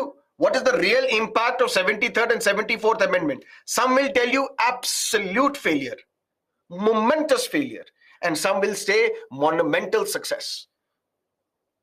Why? Because you have to use the yardstick. Which yardstick are you using to decide whether it is successful or a failure? If the yardstick is that we wanted to make India, transform India from representative to participatory democracy, yes, it is successful. We wanted to organize elections and establish these institutions, yes, it is a success. We wanted to provide reservation to marginalized communities and empower them politically, for example, SCs, STs, and women, yes, it is a success. But if the idea was to implement Article 40 of the Constitution, which says empower them so as to enable them to function as units of rural, local self-government, then it's a monumental failure. Failure in the sense, number 1, caste. What is this caste? Selvam, an IAS officer, he was a sociologist as well. Selvam studied Coimbatore, looked at Coimbatore, and he said, in an organized manner, Dalits are forced not to contest elections. Although the law says there should be reservation of seats for SCs, but in an organized manner, the members of the upper caste, they force the members of the Dalit community not to contest elections. And even in areas where they are contesting elections, and now a Dalit is now the Sarpanch of that village, and he's sitting on the chair of the Sarpanch. As soon as he sees a member of the upper caste walk in, he gets down from the chair, gives this chair to the member of the upper caste and sits down. So caste is still in the mind. Despite political empowerment, we have not been able to eradicate caste atrocity, caste inequality in India. That is the failure of 73rd Amendment. Because on one hand, we are forcing Dalit not to contest elections. Even if they get elected, we are not empowering them. In a sense, we are denigrating them. In a sense, members of the upper caste, they don't listen to the Sarpanch if the Sarpanch is the member of the Dalit community. Is this caste justice or social justice that 73rd and 74th Amendment try to do? No. Second, empowerment of women. Not less than 1/3 of the seats shall be reserved for women, or it can be 50% as well. But who are these women? These women are surrogates of their men. Sir, what are these surrogates of their men? Sarpanchpati. You might have watched that beautiful series on Amazon Prime, Panchayat, starring Jeetu Bhaiya, Neena Gupta. Sarpanch on paper is Neena Gupta, but the real decision is taken by Raghubeer Das, her husband. So although 73rd Amendment, 74th Amendment talks about reserving seats for women, not less than 1/3. There are some states which have reserved 50% seats for the women as well. But who are these women? These are basically surrogates. They are sitting on the chair of Sarpanch, but the real decision is taken by the husband of the Sarpanch, or by the brother of the Sarpanch, or by the father of the Sarpanch. So it has not led to real women empowerment, because the real women empowerment would have been if a woman independently would have been taking the decisions. It does happen. For example, in Rajasthan, there is Miss Chavi, a Sarpanch on her own, within her own right. She left a lucrative job in United States, came to India, became a Sarpanch, is riding a tractor now. So there are these stories as well. But the real story is also his. The real story is the idea of Sarpanchpati, which has emerged in India. Not just that. The third bigger problem is MP Lad scheme. What is this MP Lad scheme? Members of Parliament, Local Area Development Program.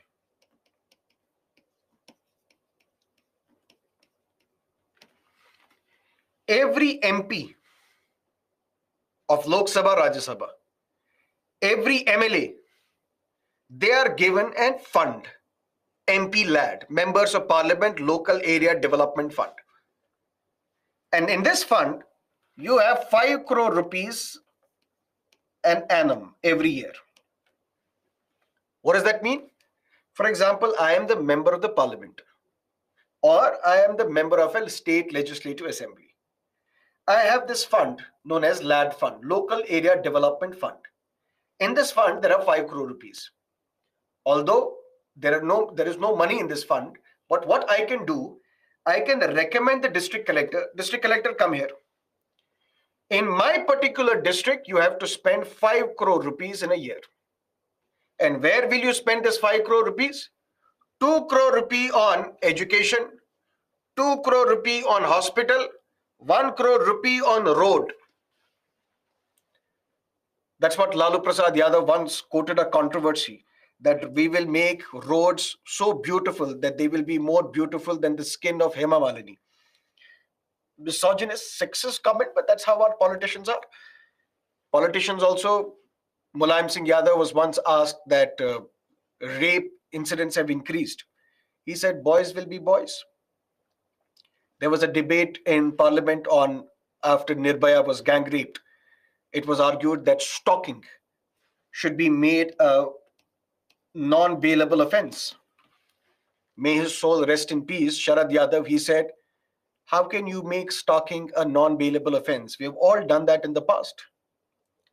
We stalk women. Otherwise, how will we vow them?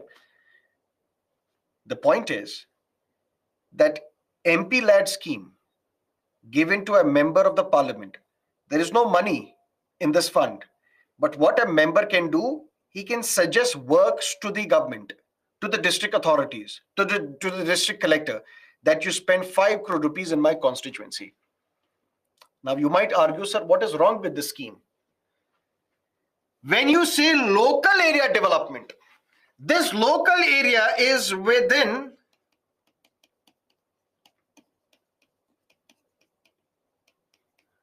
the legitimate domain of panchayats. I am a member of the Legislative Assembly or I am the member of the Parliament. This is my area. And in this area, there is a Panchayati Raj institution as well. There are village panchayats. Now I come in, I tell the district collector, in this area, construct a beautiful road. I'm encroaching into the domain of the panchayat. Instead, give this money to Panchayati Raj institution. The very existence of MP lad scheme goes against Panchayati Raj institutions, because through this MP lad scheme, where a member of the parliament suggests works to the district collector to be implemented in that particular village, but this is within the domain of the states. This is within the domain of the Panchayati Raj institutions. So MP lad scheme should be discarded. Instead, this money should be given to Panchayati Raj institutions. Because by providing MP lad scheme, you're allowing MPs to interfere, to encroach into the legitimate domain of Panchayati Raj institutions. That's problem number C. Problem number D. Constitution says, if the state legislature wants, it may transfer 29 subjects to the Panchayati Raj institutions. It may transfer 18 subjects from 12th schedule to the urban local bodies. What we recommend, may shall be replaced with shall, so that it is made binding on the states that you have no other option but to transfer these subjects to Panchayati Raj institutions and municipalities. Don't give discretion to the states. There is another problem. Central government, ministers, prime minister, they come and they address the rally at a village. Let's say they are announcing a new centrally sponsored scheme, a new scheme. But if you would have noticed that on the days, you have the minister, you have the chief minister as well, you have the ministers of the state government, you have the MLA as well, you have the MP as well. But where are the elected sarpanches sitting in the audience? When the central government, which has its own ministry specifically for these issues, known as Ministry of Panchayati Raj Institutions, when the central government does not respect these elected individuals, how will the state government empower them? So the empowerment will have to come from the central government. That's another big problem. There is bigger problem. And what is the bigger problem? Dependence on funds from the state or the center.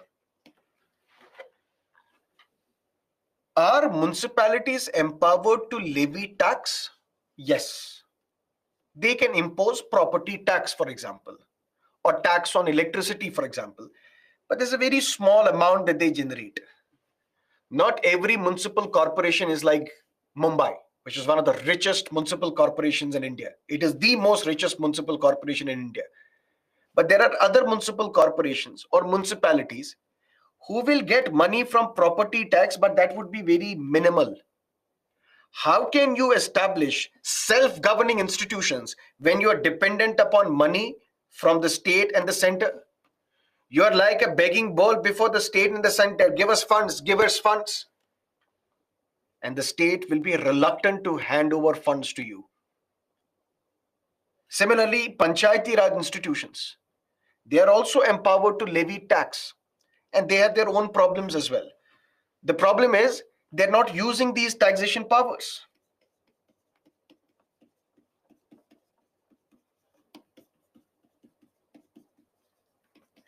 Why are they not using these taxation powers? Various studies were conducted. Panchayati Raj members were asked, why don't you impose tax? You can get a lot of money by imposing tax. For example, you can levy toll, you can impose tax, you can generate a lot of revenue by imposing these taxes, which you can use for your education, for sanitation, for health, for laying roads. Why don't you do that? These representatives say it would be very difficult for us to impose tax on ourselves because we live in a village. If this village and the members of this village start imposing tax on other members of the villages, then they can't see each other face to face, eye to eye. That's why we resist, we refrain from imposing tax. So problem is with Panchayati Raj institutions and their members as well. But the bigger problem is funds. The central government is not giving them funds. The state government is not giving them enough funds so as to function as units of rural local self-government. But that's not the only problem. The bigger problem is with the silence of the law when it comes to the relationship with or relationship between elected and appointed. Ask yourself and answer me this very important fundamental question. Tomorrow you're appointed as the IAS officer and you're working in a district. I am an MLA or an MP and here is a Sarpanch. I am asking you to do something. He or she is asking you to do something. Who are you going to listen to? Obviously me. The 73rd and 74th Amendment is silent on what is the relationship going to be between the elected panchayat officials and the appointed officials. Complete silence. Either amend the law and say these officials will have to abide by the decisions of the Panchayati Raj institutions, or allow Panchayati Raj institutions and municipalities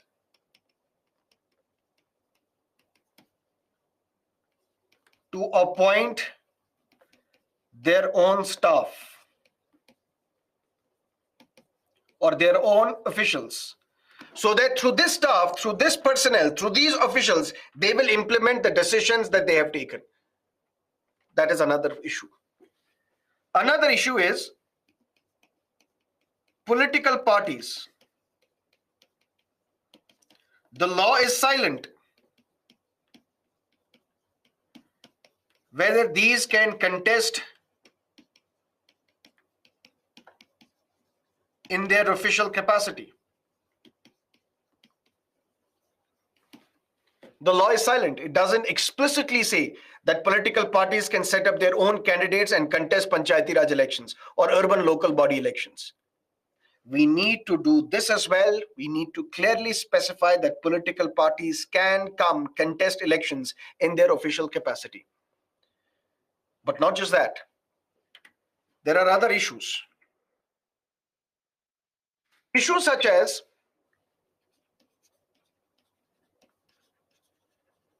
Manishankar Iyer.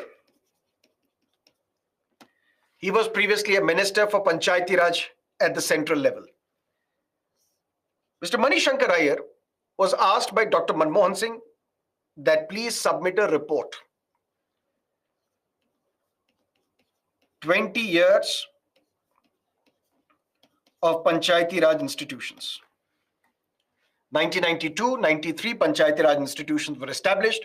2003, 2013, 2013 completed 20 years of Panchayati Raj institutions. Now we have completed 30 years of Panchayati Raj institutions. Manishankar Iyer was asked, please submit this report. And Manishankar Iyer said, Panchayati Raj institutions and municipalities is a classic example of treadmill economics. What is treadmill economics?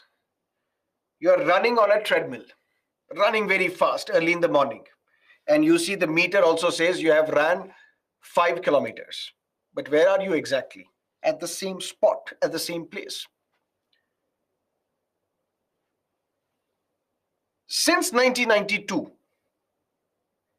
we have spent more than 1 lakh crore rupees for various poverty alleviation programs. More than lakhs and lakhs of crores of rupees have been spent on poverty alleviation programs, on education, on health, on sanitation. But the problem is, the rank of India on Human Development Index 20 years ago was the same as the rank of India 20 years later, which means as if we never moved, although we spent a lot of money. Manishankar Iyer says this is a classic example of treadmill economics. Why? Because you're following the same mistake. You are empowering these Panchayati Raj institutions, but only on paper. You are getting them elected. But the real power is not given to them. Give them money so that they can spend the money for their developmental needs. You are basically giving this money to the district collector, and this district collector does not listen to them. So the real empowerment will be financial empowerment. Give them financial empowerment. And that is what was mentioned by Second Administrative Reforms Commission report as well. Financial autonomy is a must for these Panchayati Raj and municipalities. Otherwise, they cannot function as units of rural, local self-government. And lastly, we are talking about periodic elections. Elections are held on a regular basis. For more than a year, no elections to BBMP. Bengaluru Bruhat Municipal Mahanagar Palike, which is like Delhi Municipal Corporation. In Chennai, for 4 years, election could not take place. And this happened not just this time in Bengaluru, previously also for 4 years, elections could not be conducted. Same happened in Mumbai as well. Same happened in various municipalities as well. Why? Because despite the constitutional amendment, conducting elections is still within the domain of the states. States are saying we have to conduct delimitation, that is why we are not organizing elections. We have to provide OBC reservation, that is why we are not organizing elections. We don't have time right now, we are not organizing elections.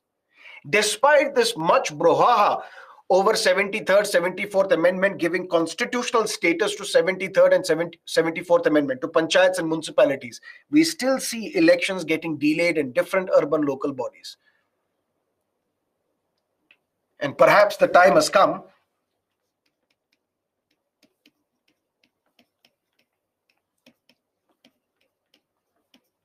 to have a directly elected mayor. Directly elected mayor, just like in United States. A mayor is elected by the people directly and the police reports to the mayor. Because if your job is to run a city, your job is to run the city police should report to you. Your job is to run the city, this local administration has to report to you. That's how you can better administer the city. Because what is the job of the member of the parliament? Unless and until we are clear on this, we will never imagine what is India's polity. The job of the member of the parliament is to make law for the entire country. That's it, full stop. The job of the state legislative assembly MLA is to make law for the entire state, full stop. What is the real job of providing day-to-day administration? If it is rural area, for the local panchayats. If it is urban area, for the urban local body, which is a municipality or a municipal corporation. So people should decide on their own. So the police should report to them. The local administration should report to them. That's how we can imagine a truly representative democracy. And that will come when you will give this mayor the legitimate authority that I am directly elected by the people. The police reports to me, the authorities report to me. I will run the city. So 73rd Amendment, 74th Amendment. By looking at all the praise, we can say that these two amendments were momentous success. But by looking at the arguments against, we saw that it is a monumental failure. But truth is somewhere in between. It's both monumental failure, momentous success, but there is a lot of road to travel if we really need to transform India from representative to a truly participatory democracy. And for that, financial autonomy is a must. And for that, this legitimacy which can get by being a directly elected mayor, it is a must. That completes our discussion on local government. Any questions? Let me know.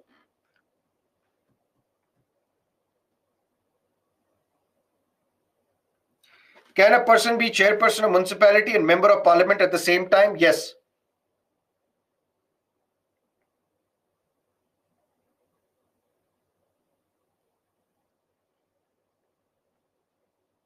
Okay, and one more thing which I forget.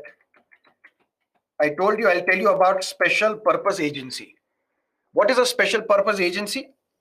Let's say, for example, in an urban area, pollution control board. Clear?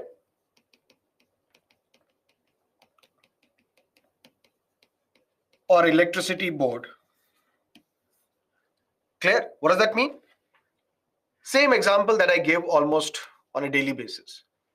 Dad has given you 10,000 rupees. Please spend this. This is your money. I will not touch it. Thank you so much, Dad. You are the best dad in the world. Out of this, can I borrow 1,000 rupees? I have to give your mom. Can I take 2,000 rupees? I need to go out with my friends and we'll have coffee. What is left with you? Nothing. So 10,000 was given to you, but you are basically nothing. State legislature says we will empower urban local bodies, municipal corporation and the municipality. You have these 18 items. This is your domain. Happy? Said, very good. But from this, I'll take one item, pollution. Pollution Control Board will report to the state government. Electricity is your domain. To provide electricity in an urban area, we will remove this from your responsibility. We will set up an electricity board. These are what we call special purpose agency. A special purpose. What is the purpose? Pollution. What is the purpose? Electricity. For such purposes, special agencies are created. But the problem is, these agencies are created by the state by snatching the legitimate domain of the urban local bodies, by snatching from the real powers of these urban local bodies. So such special purpose agencies should not exist. If they exist, they must report to the urban local bodies, not to the state government. That is a special purpose agency.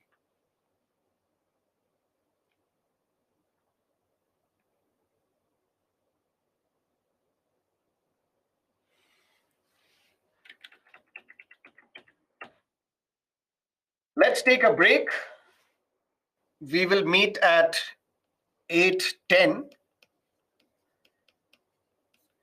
and then we will meet Justice D.Y. Chandrachud. We will discuss judiciary. So see you on the other side of the break.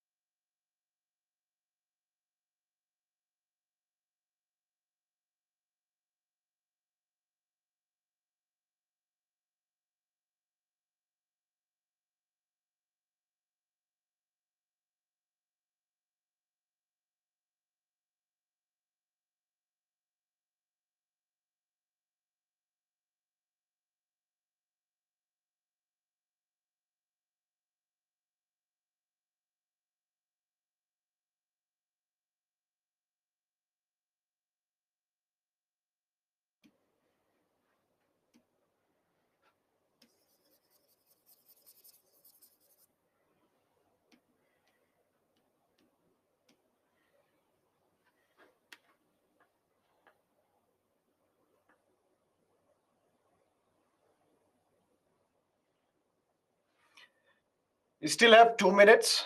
We'll wait for the students to rejoin and we'll start.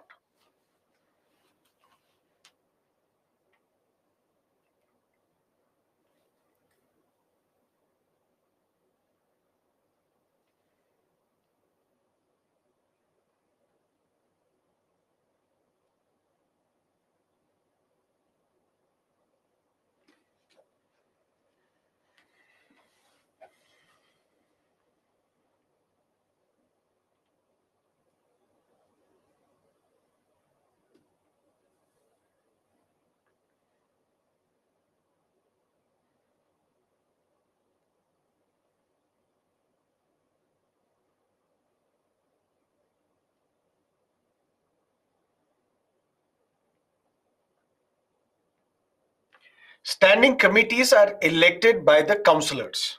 Just like in Delhi, elections will happen. All these councillors will come together and will elect members and the chairperson of the standing committees.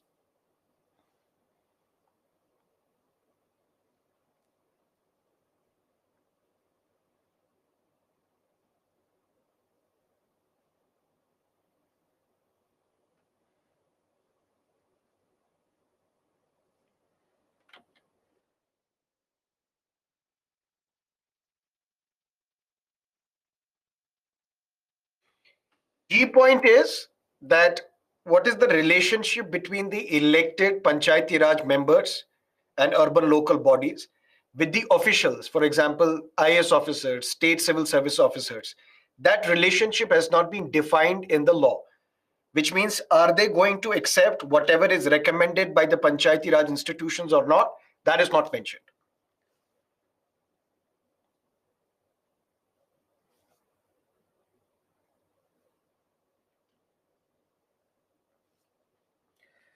Okay, so let's start with judiciary, where we will focus on Supreme Court, then we will look at high courts, then we will look at district courts, and then we look at the Gram Nyalas. But we will focus our attention on the Supreme Court because Supreme Court is the most important institution for the civil services examination. It's a central examination. So we'll focus on Supreme Court mostly, but we will also discuss high courts in association with the Supreme Courts. And then we will have very brief discussion on the Gram Nyalas and the district courts. Clear? First, let's look at the Supreme Court.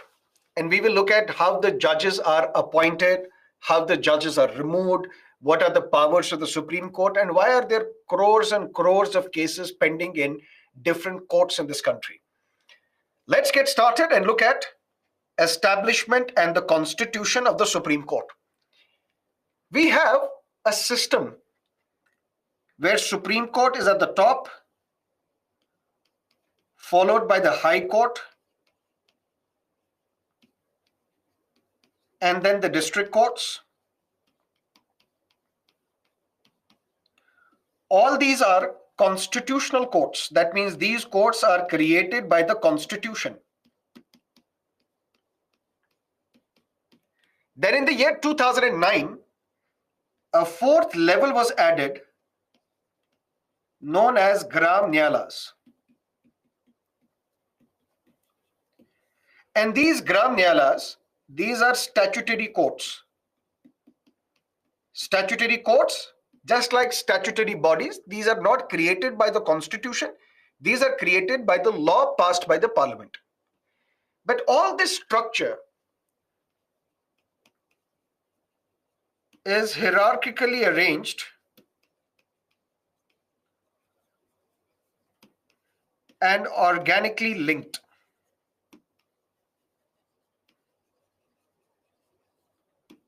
In the sense that if you file a case in the district court, you're not satisfied with this verdict, you can approach the High Court.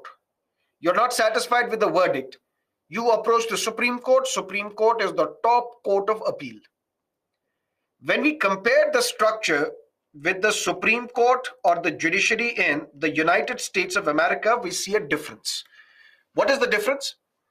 In United States, every state has its own Supreme Court. Just like in India, every state has its own High Court. In United States, every state has its own Supreme Court. And then at the top, they have a federal Supreme Court. Now, this federal Supreme Court, it will hear only federal cases. That means there is a dispute between Chicago and California. Such a dispute will go to the federal court of the Supreme Court. That means the federal court of the Supreme Court of the United States of America, it will hear only the federal cases involving disputes that states will have with each other or states will have with the center. Normally, all cases end at the Supreme Court of that state. Which are these normal cases? For example, there is a criminal case, there is a civil case, there is any contract dispute. If you're not satisfied with the orders given by the local metropolitan courts, you can file an appeal before the Supreme Court of that state, and the case will end there. Dead. The case is over. But then what is the federal Supreme Court of the United States doing? It will hear only federal cases, only those cases involving disputes that the states will have with each other or states will have with the center. Contrast it with India. We have a system where we have a hierarchy, and this is organically linked. That means the Supreme Court can hear all types of cases. Even if you're not satisfied with the order of the High Court, if it was Supreme Court, the cases end there. But if it is India, you can file an appeal before the Supreme Court as well. That's the difference. But Constitution says there shall be a Supreme Court of India consisting of Chief Justice of India and not more than 7 judges. These not more than 7 judges are known as puisne judges. Puisne judges, that means judges other than the Chief Justice of India. So when the Constitution was enacted on 26 January 1950, Article 124, Clause 1 would read, there shall be a Supreme Court of India consisting of, what is the composition? The Chief Justice of India and 7 other judges or 7 puisne judges. But can the number of judges be increased? Yes. Who can increase the number of judges? Parliament. How? By passing a law. And this law should be passed by simple majority. This is very, very crucial for your examination. Why? To make any change in the Constitution, a Constitutional Amendment Act is required under Article 368 of the Constitution. And that Constitutional Amendment Act requires special majority. That means 2/3 of the members present and voting. Clear? And absolute majority.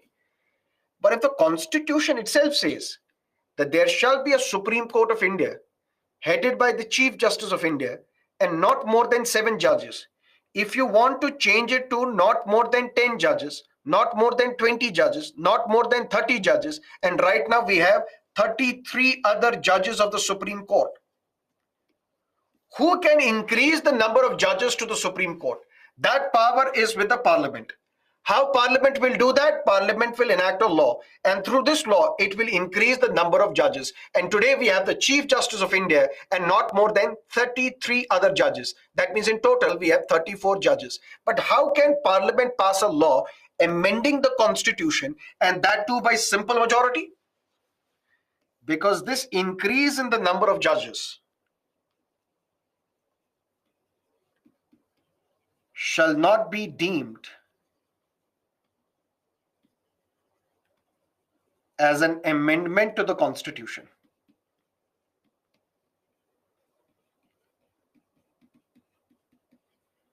Which means it is basically amendment. But the Constitution says we will not call it amendment. When we will not call it amendment, that means we don't have to take help from Article 368. That means Parliament will pass a law by simple majority and increase the number of judges. Just like we have seen when we discussed amendment of the Constitution procedure. There I told you that there are some aspects of the Constitution which can be changed by simple majority. Some provisions in the Constitution can be changed by simple majority, but we don't call it amendment. When we don't call it amendment, that means we don't need special majority, we don't need Article 368. One such provision is, if the Constitution says that there shall be a Supreme Court consisting of the Chief Justice of India and not more than 7 judges, who has the power to increase the number of judges? Parliament. Does that mean for that Parliament has to enact a Constitutional Amendment Act? No. Does that mean Parliament will have to use Article 368? No. That means making change to the composition of the Supreme Court, increasing the number of judges to the Supreme Court is not an amendment to the Constitution, which means Parliament can enact a law by simple majority and increase the number of judges. And Parliament has done that. From not more than 7 judges, we have now today not more than 33 other judges. So in total, we have the Chief Justice of India and 33 other judges. Is that clear? 100%. But who is qualified to be appointed as the judge of the Supreme Court? And who is qualified to be appointed as the judge of a High Court? We will discuss both of these together. Why? Because almost qualification is the same. Even the appointment process is same. And what is the qualification? In order to be appointed as the judge of the Supreme Court, you should be the citizen of India. That is the first qualification, should be the citizen of India. If you are a citizen of India, then you have to meet one of the 3 qualifications, one of the 3 criteria.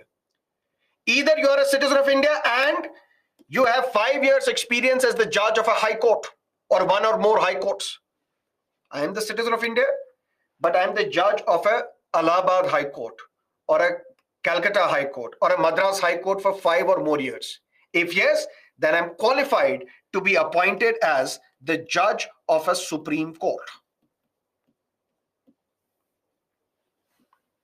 Clear? If not, I am a citizen of India, but I have 10 years experience as an advocate in one or more High Courts. Then I'm qualified to be appointed as the judge of a Supreme Court.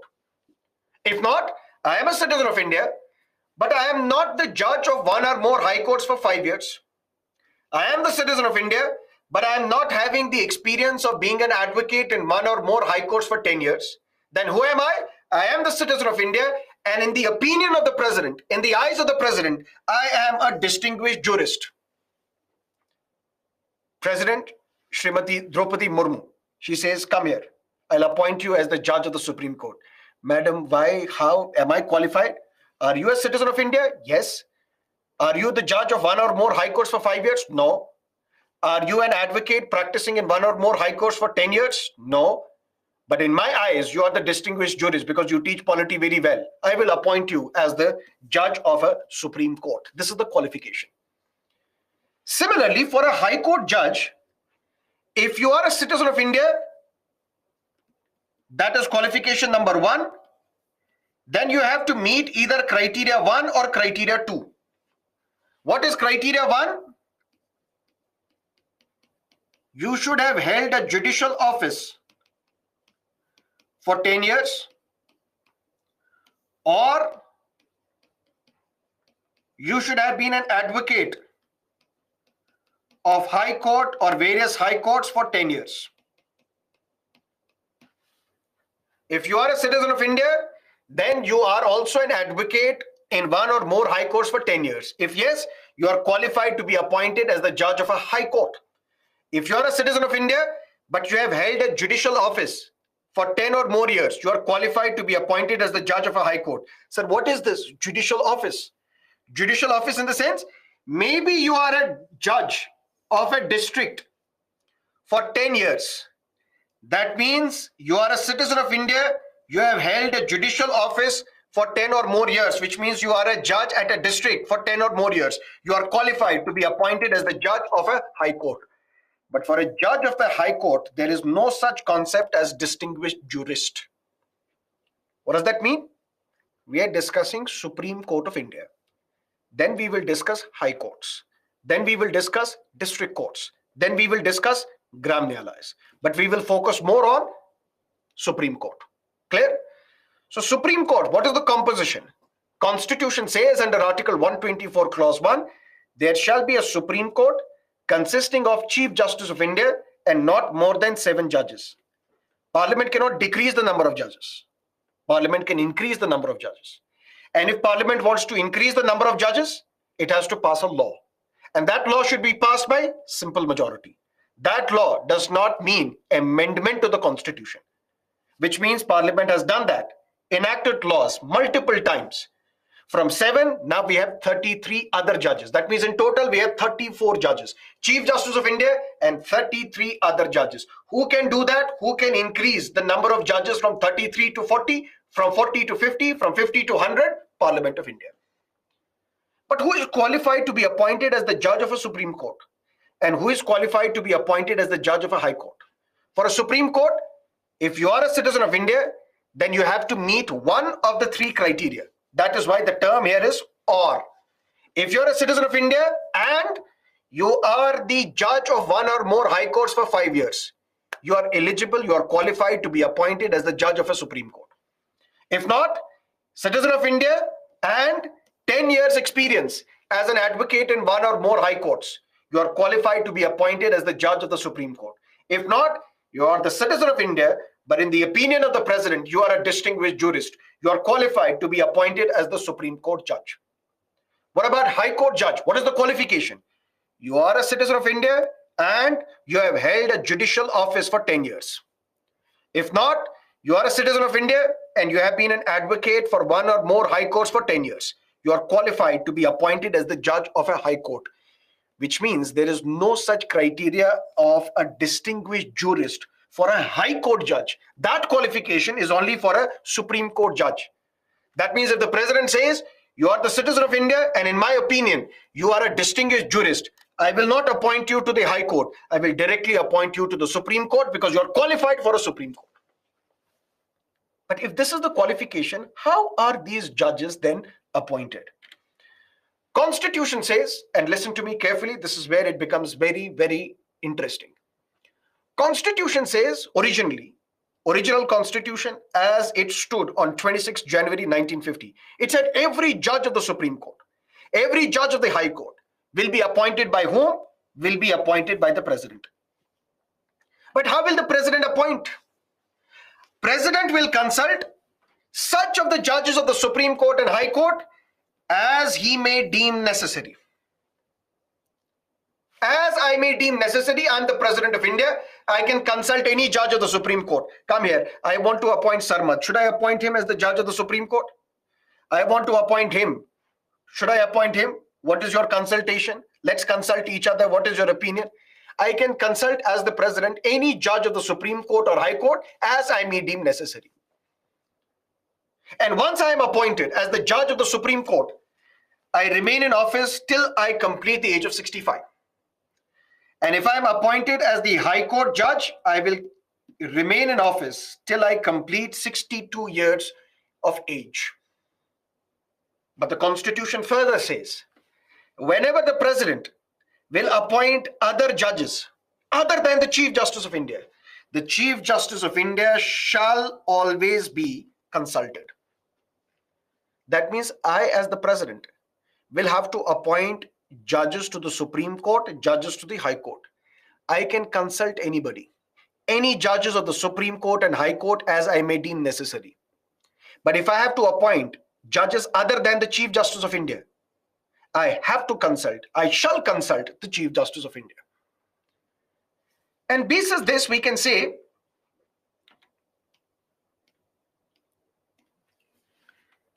if Chief Justice is to be appointed, Chief Justice of India is to be appointed, who will appoint the Chief Justice of India? President. President will consult whom? Such judges of the Supreme Court and High Court as she may deem necessary. Clear? When I have to appoint the judges of the Supreme Court,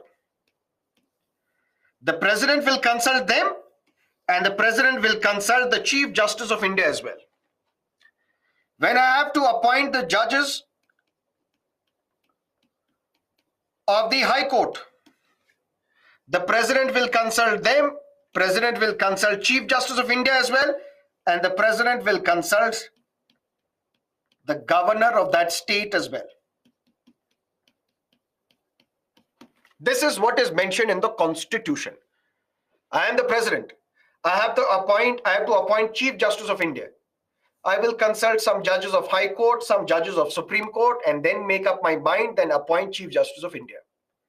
But if I have to appoint judges other than the Chief Justice of India, I will always consult the Chief Justice of India.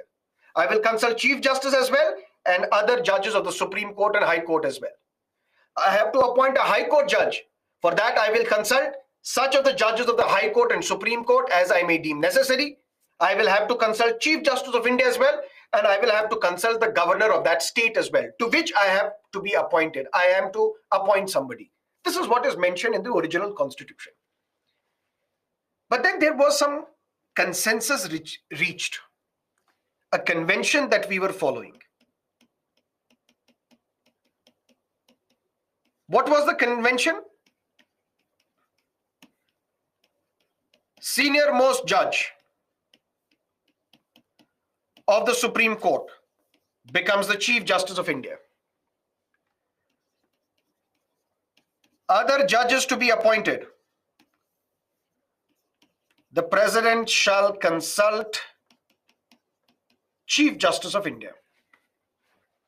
What was the convention? A senior most judge of the Supreme Court was always appointed as the Chief Justice of India by the President. And whenever other judges were to be appointed, other than the Chief Justice, that means judges to Supreme Court, judges to High Court, Chief Justice of a High Court, this Chief Justice of India was always consulted by the President. But who is the senior most judge? Not in terms of age,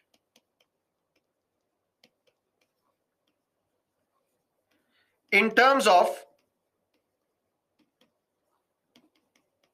tenure at the Supreme Court. What does that mean? I am 50 years old. I'm not, just giving an example. I'm still in my teens. I'm 50 years old. And I was appointed as the judge of the Supreme Court in 2010. Clear? Now there is a 60-year-old. He is appointed as the judge of the Supreme Court in 2020. Now who is senior? In terms of age, this person is senior. In terms of age, I am junior. But in terms of my tenure in the Supreme Court, I am senior. Why? Because I was appointed in 2010 and today it is 2023. So 13 years. And this individual was appointed in 2020. So he is the judge of the Supreme Court only for 3 years. So in terms of seniority, I am the senior. That means if the President will have to appoint the Chief Justice of India, the senior most judge of the Supreme Court, all the judges who are there in the Supreme Court, look at their seniority in terms of their tenure at the Supreme Court, in terms of when they were appointed to the Supreme Court, in terms of that seniority. If you are the senior most judge of the Supreme Court, you shall be appointed as the Chief Justice of India by the President.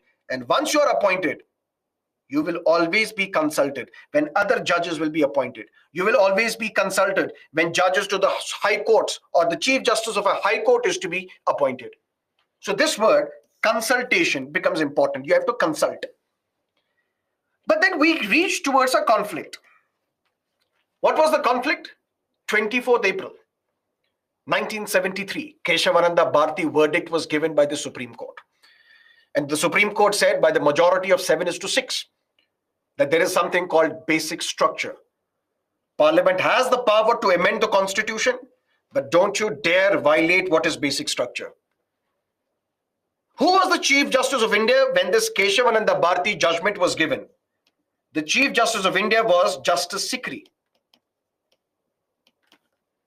And on the date, 24th April 1973, his term got over.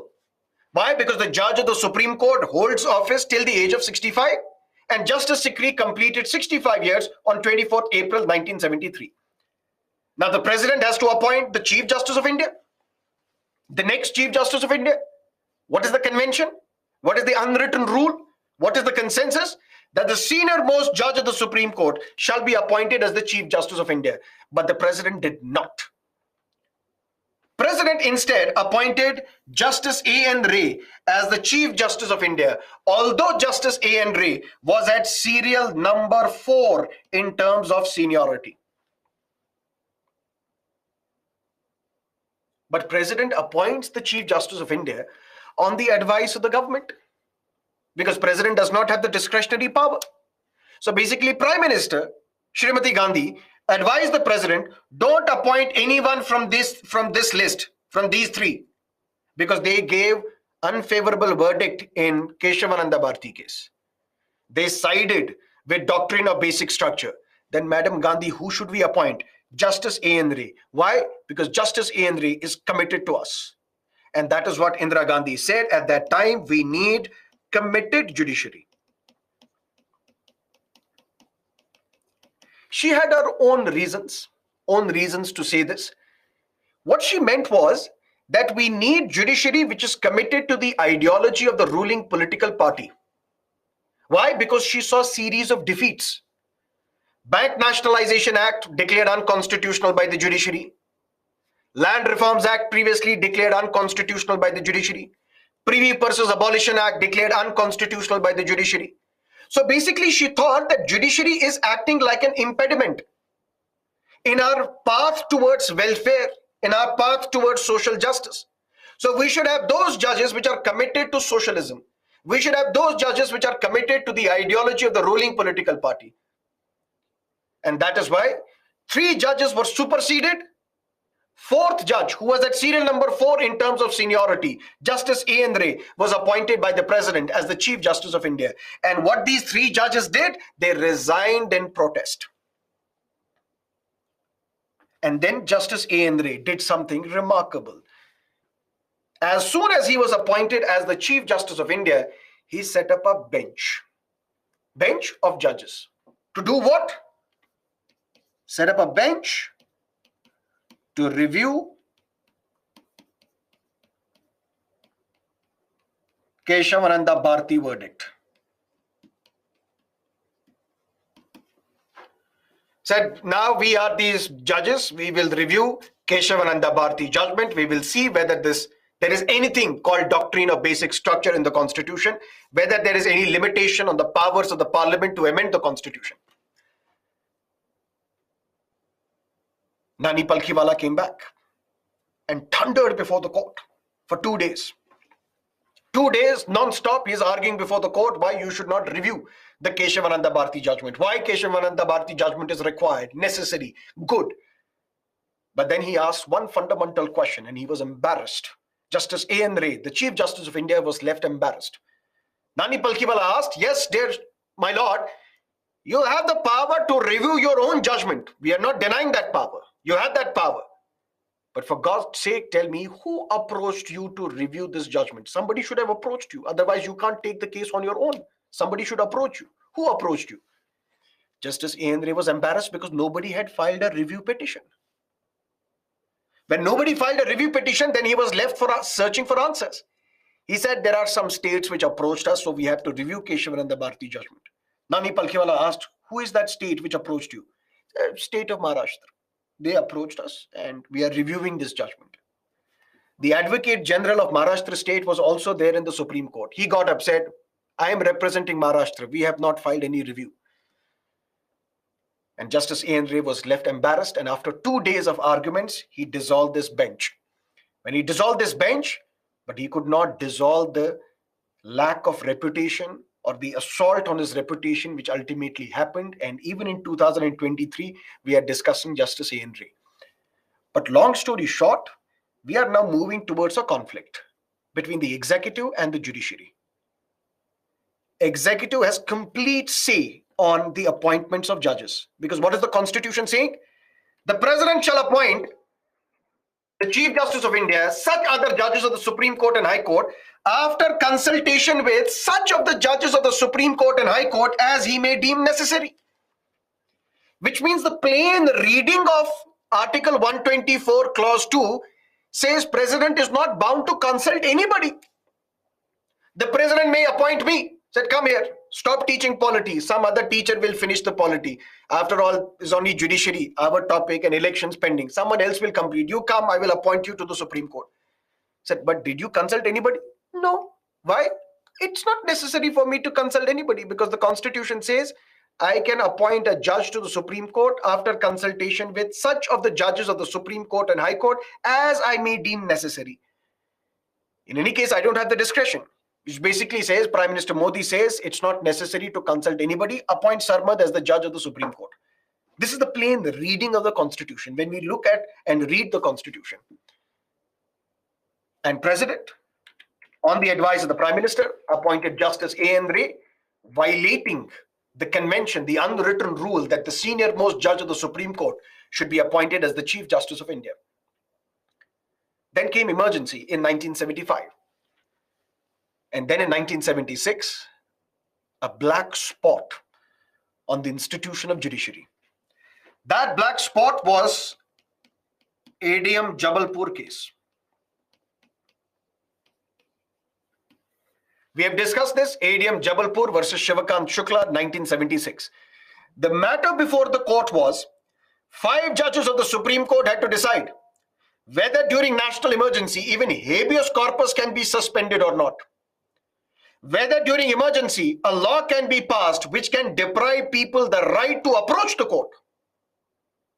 Whether Article 21 gets suspended during national emergency. This was the matter between 5 judges of the Supreme Court. And 5 judges of the Supreme Court said, out of them 4 judges said, Parliament can do anything. Why? Because we follow procedure established by law. If the law is passed by the Parliament and this law says there is no habeas corpus, Article 21 is suspended, you don't have right to life, we can't interfere because we follow procedure established by law. There was only one judge who dissented, Justice Khanna. And articles were written in Washington Post, New York Times, praising Justice Khanna, that here is a man who stands up to a dictator. That's what the term used by the press was for Indira Gandhi. There is one man, there is one judge who is standing up to this lady. Where other judges, they were genuflecting before the Prime Minister. They were bowing down before the government of the day. And that is what Mr. Advani later on wrote. He said during emergency, Indira Gandhi only asked people to bend. Indira Gandhi asked press to bend, judiciary to bend, intellectuals to bend. Instead, they crawled. Judiciary crawled, media crawled, intelligentsia crawled. In fact, Balasaheb Thackeray supported emergency. Otherwise, he would have been arrested. There were lots and lots of important individuals who feared the jail, and because they feared the jail, they started supporting Indira Gandhi. But be that as it may, Justice Khanna dissented, and Justice Khanna was the senior most judge of the Supreme Court, next in line to become the Chief Justice of India. And again, he was superseded. And instead, Justice Beg was appointed as the Chief Justice of India. Justice Khanna did what 3 other judges before him did. He resigned in protest. But the matter went to the court. Later on, matter went to the court. This is known as the first judge's case, or S.P. Gupta versus Union of India, 1981. And there were 2 questions, specific questions asked to the government, asked to the judiciary in this case. Question number 1, my lord, please tell us what is the meaning of this term consultation? Is consultation same as concurrence? And number 2,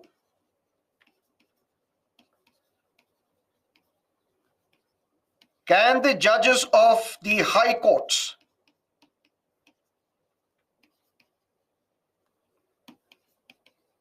be transferred against their will?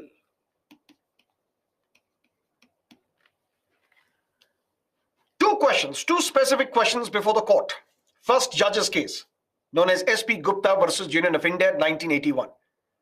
My lord, please tell us that there are judges who are being transferred from one high court to another high court against their will. Against their will in the sense, President, on the advice of the Prime Minister, transfer a judge from Allahabad High Court to Calcutta High Court, from Calcutta High Court to Madras High Court, from Madras High Court to Bombay High Court, from Bombay High Court to Punjab and Haryana High Court. Can they be transferred against their will? Because do you know what's happening? There is an important case involving the politician belonging to the ruling political party at the center. And this case is heard by an independent judge, impartial judge, upright judge, who will not take money, who will not be dictated by the central government. But as soon as this judge starts hearing this case and the government comes to know that he is an independent judge who will not give us a favorable judgment, this judge is transferred to another high court. And to this high court, that judge is appointed who will give favorable judgment to the government. So this is like bench fixing is going on. That's question number one. Can the judge of a high court be transferred to another high court against his will? If I don't want to be transferred, can I still be transferred? That's question number one. And question number two, my lord, please tell us, what is this meaning of this term consultation? Because Constitution says every judge of the Supreme Court shall be appointed by the president after consultation with the Chief Justice of India. What is this consultation? Is this consultation same as concurrence? The court asks, what is the difference between the two? Sir, consultation is, I'm teaching you right now. Suddenly I consult you. Should I repeat local government again? Because maybe it's not clear to you. Should I explain it again? Yes, sir, please. We did not understand this at all. Yes, sir, thank you, so on and so forth. Please repeat. I'm only consulting you. If you're saying repeat, it's not binding on me.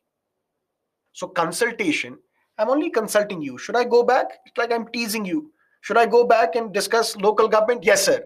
I will still not discuss this. Let's focus on judiciary. But if it is concurrence, I am asking you, consulting you, that should I go back to Panchayati Raj institutions and discuss it again? If you say yes, I have to stop judiciary here and go back to local government, go back to Panchayati Raj institutions. Now the question before the court was to interpret this term, consultation. Is this consultation same as concurrence? That means any name which is blocked by the Chief Justice of India. The President consults the Chief Justice of India to appoint any judge of the Supreme Court. The President shall consult the Chief Justice of India. If the President says, I have to appoint Sarmad, and the Chief Justice says, don't appoint him, he's corrupt, can President still go ahead and appoint me? Is this word consultation same as English word concurrence? Supreme Court answered that consultation does not mean concurrence. It's only consultation. If it was concurrence, then it would have been mentioned in the Constitution. Sir, can you give an example? For example, in Article 370, it is specifically mentioned to delete, to modify Article 370, you need concurrence of the Constituent Assembly of Jammu and Kashmir.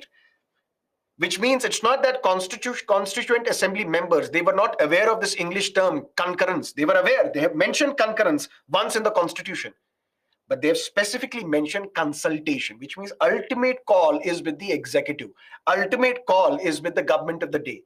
It has to consult the Chief Justice, but that consultation is not binding on the President. And yes, the judges of one high court and another high court can be transferred even against their will. That's ultimately the call of the executive. This was in 1981. A decade later, second judge's case, Sakara versus Union of India. SCARA stands for Supreme Court's Advocates on Records Association.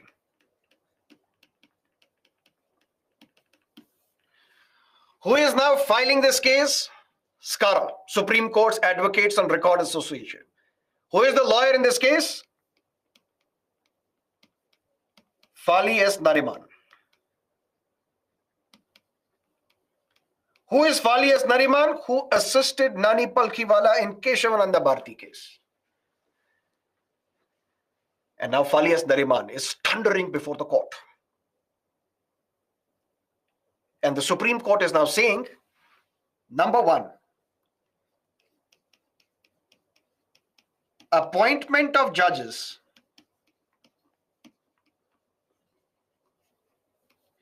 is integrative, participatory, consultative exercise. To do what?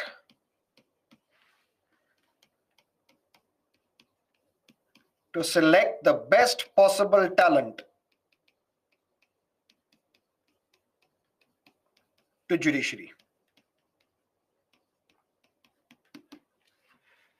The Supreme Court said, look, this appointment process, what is this exercise all about? It's an integrative process, consultative process, participatory process. I mean, we have to participate with the executive. We have to consult each other. Why? Because our objective is to select the best possible talent to the judiciary. And for that, if the Constitution says consult Chief Justice of India, listen to me carefully. If the Constitution says consult Chief Justice of India, Chief Justice of India is not an individual. Chief Justice of India is an institution.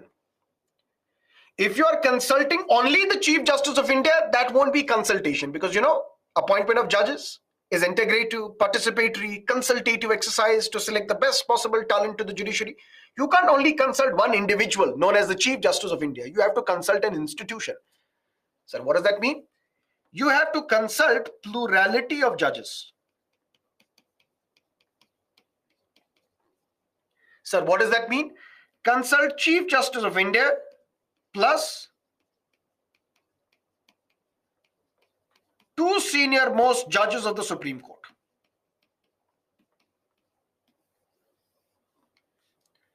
And this body, Chief Justice of India, two senior most judges of the Supreme Court, this body is what came to be known as collegium. Who is the final interpreter of the Constitution? Supreme Court. So if the Constitution is saying consult Chief Justice of India, Chief Justice of India is not an individual. Chief Justice of India is an institution. You can't only consult Chief Justice of India.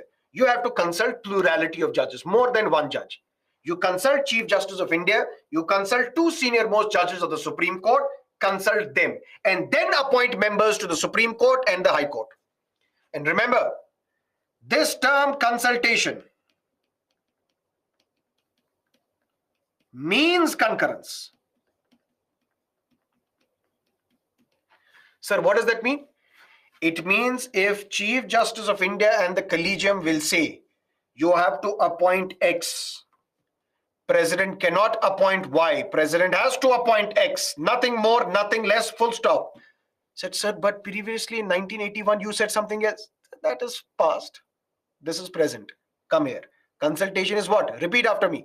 Sir, concurrence. Very good. And you know what? Previously you were initiating filling the vacancies. Sir, come again. What are you saying? Previously the government would initiate filling up of the vacancy. Then High Court, there are 10 vacancies, so government will initiate procedure to fill these 10 vacancies. Yes, sir, that we know. Now you can't do that. Sir, means if there is a vacancy in Supreme Court Chief Justice will initiate the process to fill this vacancy. Okay. If there is a vacancy in the High Court, the Chief Justice of that High Court will initiate the process to fill this vacancy. Okay, sir, what does that mean? That means if there is a vacancy in the High Court Chief Justice will tell the Supreme Court collegium that we have 10 vacancies, fill them. And then the Supreme Court collegium, Chief Justice of India, two senior judges of the Supreme Court, they will come together. They will give you a name. And that name you have to appoint. That's it.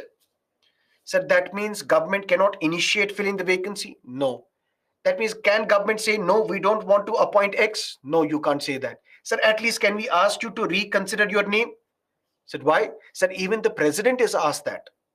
When the prime minister advises the president has the power to ask the prime minister to reconsider that advice. Can we do the same thing here as well? Whatever name you recommend, can we ask you to please reconsider this name? Yes, you can do that, but only once. And that too in written. Don't give us oral submission. In written, tell us what is your objection with this particular judge, with this particular nominee. If we reject your argument, you have no other option but to appoint this individual. Sir, but why are you doing this? Why? Because appointment of judges to the superior judiciary is an integrative, participatory, consultative exercise to select the best possible talent to the judiciary. And this is what led to the emergence of the collegium system of judicial appointments, because of which India became the only country in the world where judges are appointed by themselves. Which means now, after this 1993 judgment, Chief Justice of India and two senior judges of the Supreme Court, they will organize meetings, they will conduct discussions, they will consult each other and will recommend names to the government. And government will have no other option but to appoint that individual. Government may ask you to reconsider this nominee, but if the same recommendation is given again, it is binding on the government to accept that individual and appoint that individual as the judge of the Supreme Court and High Court. I said, okay, sir, thank you, bye-bye, take care. Then government got together. President was asked, what do we do? Years went by.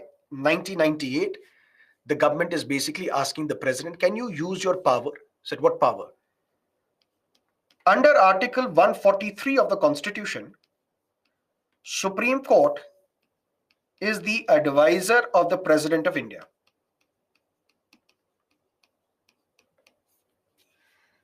And look at the beauty. If the case is decided in a trial court, in a district court, you are guilty. What is the option available to you? You go to the High Court. High Court also does not give you favorable judgment. You go to the Supreme Court.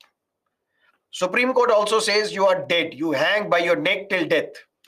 What do? You go to the president. Mercy petition under Article 72. Clear?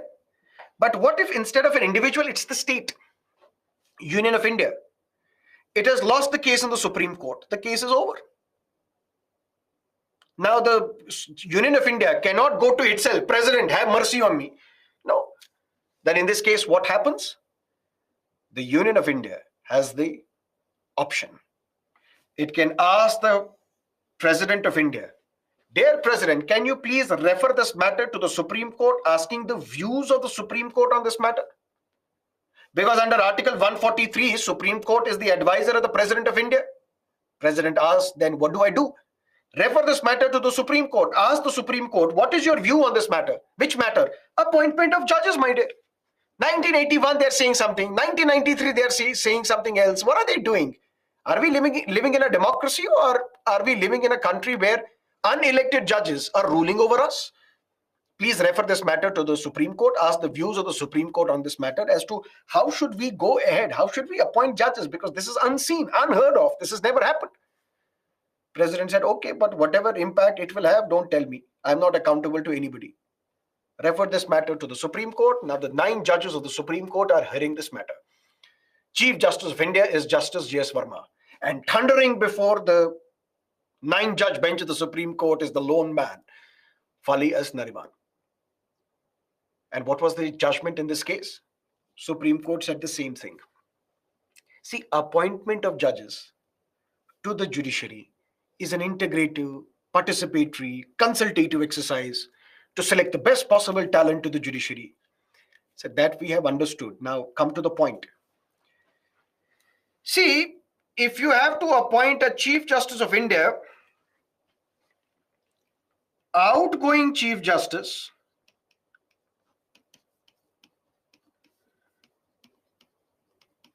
will nominate his successor.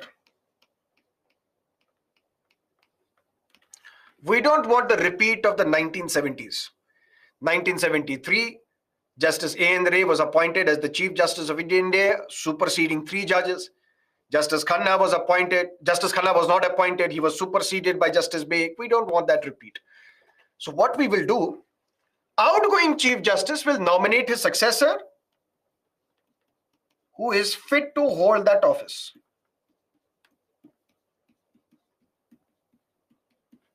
Sir, what does that mean? That means if Justice Deepak Misra, Chief Justice of India, his term is about to expire, before his retirement, he will nominate his successor. And who is the successor? This successor is the senior most judge.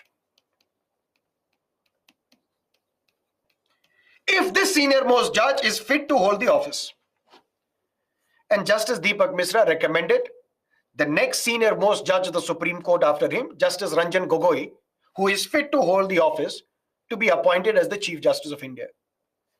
Justice Ranjan Gogoi's term was about to get over. He nominated his successor. Who is the successor? The senior most judge of the Supreme Court, Justice Bobde, who is fit to hold the office as the Chief Justice of India. Justice Bobde's term was about to get expired. He nominated his successor, who is the senior most judge of the Supreme Court. Justice Ramana became the Chief Justice of India. Justice Ramana, before his term got over, nominated his successor, Justice Chandrachud, who is fit to hold the office. So the Chief Justice of India is now clear. Is that clear, Executive? Yes, sir. What is that? Repeat after me. Sir, outgoing Chief Justice will nominate his successor who is fit to hold the office. But who will decide who is this fit to hold the office? Not you. The judges will decide. Okay, sir. Sir, I think we will go now. I got to understand what is your takeaway. What is your thought process? No, listen to me. Sit down. Now you have to appoint the judge of a Supreme Court. Clear? Yes, sir. For that, you consult Chief Justice of India plus 4 senior most judges of the Supreme Court.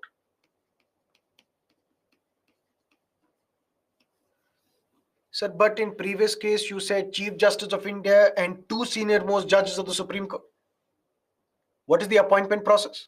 Integrative, participatory, consultative exercise to select the best possible talent to the judiciary. And best possible talent can be if Chief Justice of India and 4 senior most judges of the Supreme Court. That should have some weight. These 5 judges will come together and they will recommend names to the president. Okay, sir. Anything else or should we go? No, we have a lot of time. Sit. Any name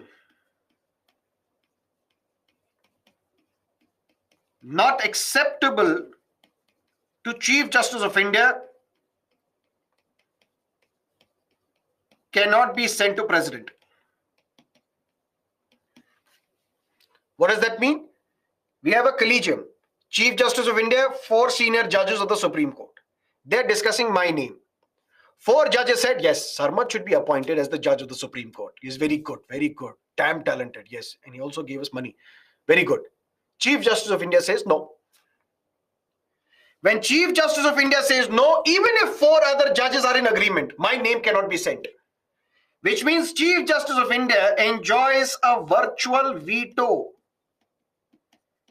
in judicial appointments.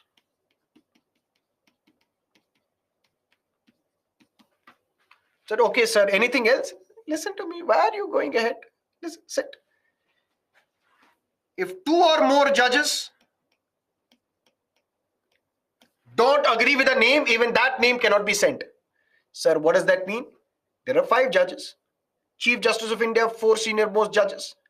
Now, ideally, the candidate to be recommended should be by consensus. That means everybody agrees with this name, that yes, he's a good guy, great woman, independent woman. They will preside over judiciary.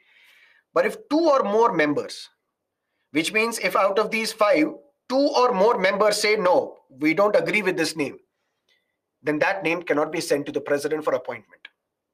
So that we understood, sir. If you recommend X, can we send this matter back? Why are you hesitating in saying this? Say it loudly. Sir, can we send this matter back? Yes, but only once.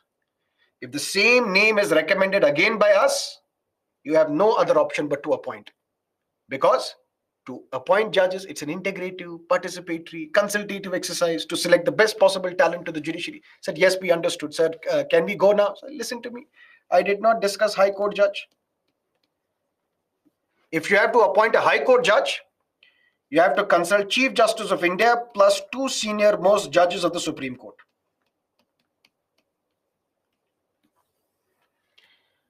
Okay, sir. Sir, can I go now? Listen to me. What about transfer of judges?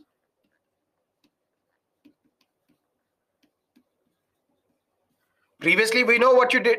Transferred 1 independent judge from Calcutta High Court to Allahabad High Court, from Allahabad High Court to Guwahati High Court. Now you can't do that. You have to consult Chief Justice of India plus 4 senior judges of the Supreme Court plus 2 Chief Justices of the High Courts. Sir, come again. You have to transfer a judge from Calcutta High Court to Madras High Court. Yes. For that, you have to consult Chief Justice of India, 4 senior judges of the Supreme Court, and 2 Chief Justices. Chief Justice of Calcutta High Court, Chief Justice of Madras High Court. That means Chief Justice of sending state, Chief Justice of the receiving state. Sir, but you are saying consultation. We are not consulting them. You are consulting amongst yourself and then recommending us. That's what it is. Consultation means concurrence. And what is the Constitution? Constitution is what we say it to be. Because who is the final interpreter of the Constitution? Supreme Court. The case is dismissed. Appointment of judges, 1998. India is again the only country in the world where judges are appointed by themselves. But when this collegium system started, there were a lot of people who criticized this. Criticism on the ground. Number one, Justice J.S. Verma, who was the Chief Justice of India in 1998, he was asked, what is this collegium system? It is not mentioned anywhere in the Constitution. So why did you give this ultimate power of appointment to the judges? He had an argument. He said, look, what is happening in the country? There are various high courts in India where the vacancies are not being filled. Who has the responsibility, or who had the responsibility to fill the vacancy? Government. Government is deliberately not filling this vacancy. And ultimately what happens? The cases pile up and the pendency of cases increase. There are 20 judges in a high court. Those posts are vacant. Why? Because the government knows if we fill these vacancies, they also have cases against them in the courts. If we fill this vacancy, if the court started functioning correctly, appropriately, in a time-bound manner, then quickly they will be declared guilty in some criminal cases and they will lose their legislative job. That's why it is the deliberate intention of the government not to fill the vacancy. And that is why we are now snatching this power from the executive. Now we will initiate that we will fill the vacancies. Whenever we see the vacancy, we will initiate the process. We will recommend names to the president. President will appoint. So now you will see there won't be any vacancies in India. Okay. And also the reason is, look what happened during emergency or what happened before that. We can't have committed judiciary. We only need to have an independent judiciary. Judiciary is the last refuge of the people. Because when the government is violating their rights, when the parliament is snatching their rights, who do they approach? They approach us, and we have to be independent. If we are appointed by the government, that means we will toe the line of the government. We have to be appointed by the public, rather. If not by the public, then we have to have a different system where we are appointing ourselves. And we know, we are judges, we know whom to elect, whom to appoint, what to be considered before appointment. So trust us, this is the best solution, because previously executive had the complete power to appoint judges, and we saw how committed judiciary was created. But despite these beautiful arguments, 45% of the positions in high courts right now are vacant. Justice Verma, you said government is not deliberately filling these vacancies. Now, when we come into the picture, we will initiate filling of the vacancies, and you will see there will be no vacancies in India. Even today, 45% of all high court judges' posts are vacant. And what are you discussing in these collegium meetings? How do they judge the suitability of a candidate? You may judge the eligibility, but eligibility anybody can judge. All I have to do, are you a citizen of India? Are you the judge of one or more high courts for 5 years?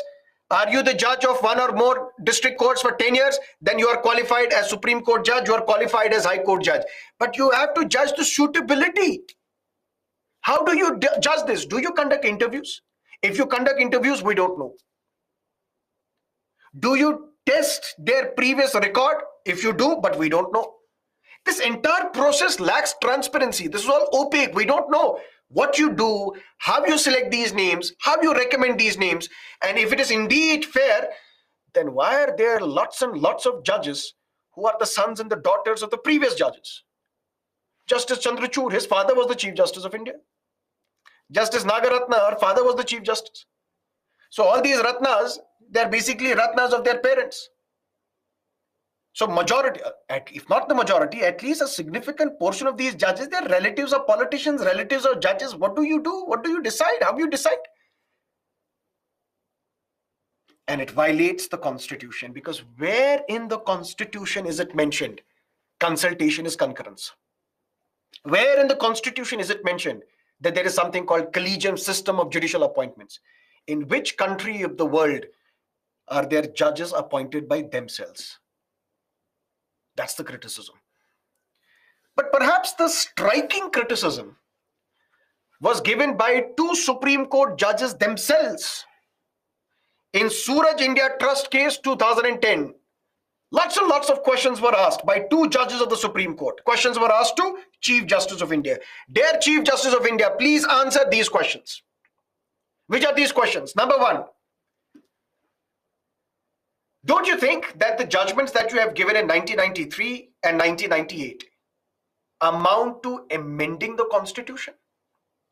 Because Article 124 Clause 2 says the President shall appoint judges of the Supreme Court after consultation with such of the judges of the Supreme Court and High Court as he may deem necessary. Where is the word collegium? Have through this judicial order of 1998 and 1993 and 1998, have you really amended the Constitution? Please answer. Answer. Is there collegium system mentioned anywhere in the Constitution? Please answer. Can the Constitution be amended only by the Parliament using Article 368? Or can the Constitution be amended by judicial verdicts as well? Please answer. And for God's sake, please answer. In constitutional scheme, in parliamentary democracies, can the judges be appointed by discussions and consensus between judiciary and executive? Or can judiciary alone make the appointment? Please answer. Please answer, does this word consultation in Article 224 mean concurrence? Sir, you have mentioned 224. It should be 124. No, 224 deals with appointment of High Court judges. High Court judges should be appointed by the President after consultation. Is this term consultation even in Article 224? Does it mean concurrence? Please answer. And please answer. By judicial verdicts, can you make some of the lines, some of the provisions mentioned in the Constitution redundant? Useless. Useless in the sense, original Constitution said, judges of the Supreme Court shall be appointed by the President after consultation with such of the judges of the Supreme Court and High Court as he may deem necessary. Such other judges. Such other judges can be senior judges. Such other judges can be junior judges as well. Any judge. But what is collegium saying? Chief Justice of India and two senior judges. Chief Justice of India, 4 senior judges. What is so special about the senior judges? Why can't the President consult junior judges as well? And forget about senior, junior. Constitution says High Court judge shall be appointed after consultation with the governor. In all this collegium system, where is that poor governor? Arif Muhammad Khan is crying. He doesn't have a role. Through your judicial verdicts, can you make some of the lines mentioned in the Constitution redundant? When you say consult judges, does that mean only senior judges or junior judges as well? And is there any convention that President is bound by the advice of the Chief Justice of India? Is there anything mentioned? We saw that we are a parliamentary democracy where President is bound by the aid and advice of the Prime Minister and his Council of Ministers. Is he also bound by the advice of the Chief Justice of India? Should the two decisions be overruled by a larger bench? Can this judgment of 1993 and 1998 be reviewed and overruled by a larger bench? Can it happen? These questions were asked by the two judges of the Supreme Court to the Chief Justice of India in the year 2020. These questions are unanswered in 2023. When they are unanswered, there is one subtle answer which has been given by the Supreme Court. And what is that subtle answer? From now onwards, Suraj India Trust can never file a public interest litigation in the Supreme Court. Although it was not related to this case, later on Suraj India Trust would file lots and lots of public interest litigations, and after that a penalty was imposed that now Suraj India Trust cannot file any public interest litigation in the Supreme Court. But be that as it may, when this happened, process continued. And in 2014, Prime Minister Modi came to power and he asked the parliament, Mitra, let's do something. Let's come together. Modi ji, we are with you. What do you want to do? Let's replace collegium system with NJAC. Modi ji, what is this NJAC? National Judicial Appointments Commission. Whatever is the role of collegium will now be replaced by NJAC. So we will amend the constitution. We will say the Chief Justice of India shall be appointed by the President after consultation with NJAC. The judges of the Supreme Court and High Court shall be appointed by the President after consulting NJAC. The judges of the High Courts can be transferred from one High Court to another High Court after consultation with NJAC. But who is this NJAC?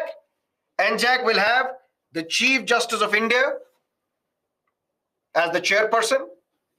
We'll have 2 senior judges of the Supreme Court as the members.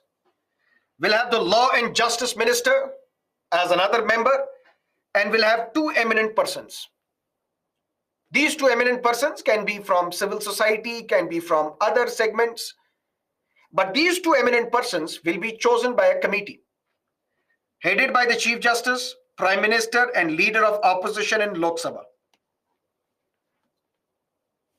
And if any name is not acceptable to 2 or more, this name cannot be sent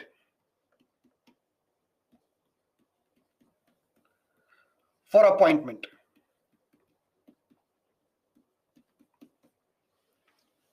What does that mean? We will replace collegium system by amending the constitution. Article 368 was used. NJAC was passed in Lok Sabha as well as Rajya Sabha. But since NJAC affected the federal provisions of Indian Constitution, one such provision is if you want to change the structure or the powers of the Supreme Court or High Court, you have to seek ratification by more than half of the states as well. So NJAC was passed by Lok Sabha, by Rajya Sabha, then it was sent to all the state legislatures. And when more than half of the state legislatures accepted NJAC, NJAC was sent to the President. President signed this bill. NJAC became NJAC Act, and NJAC replaced collegium. Matter went to the court again. And this time again, the one man, Fali S. Nariman, is thundering before the Supreme Court. And that case came to be known as the 4th judge's case. And what is this 4th judge's case?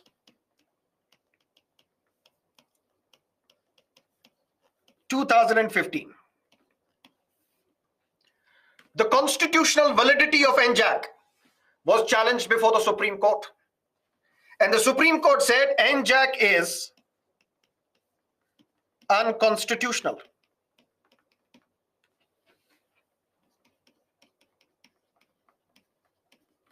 Why? For 2 reasons.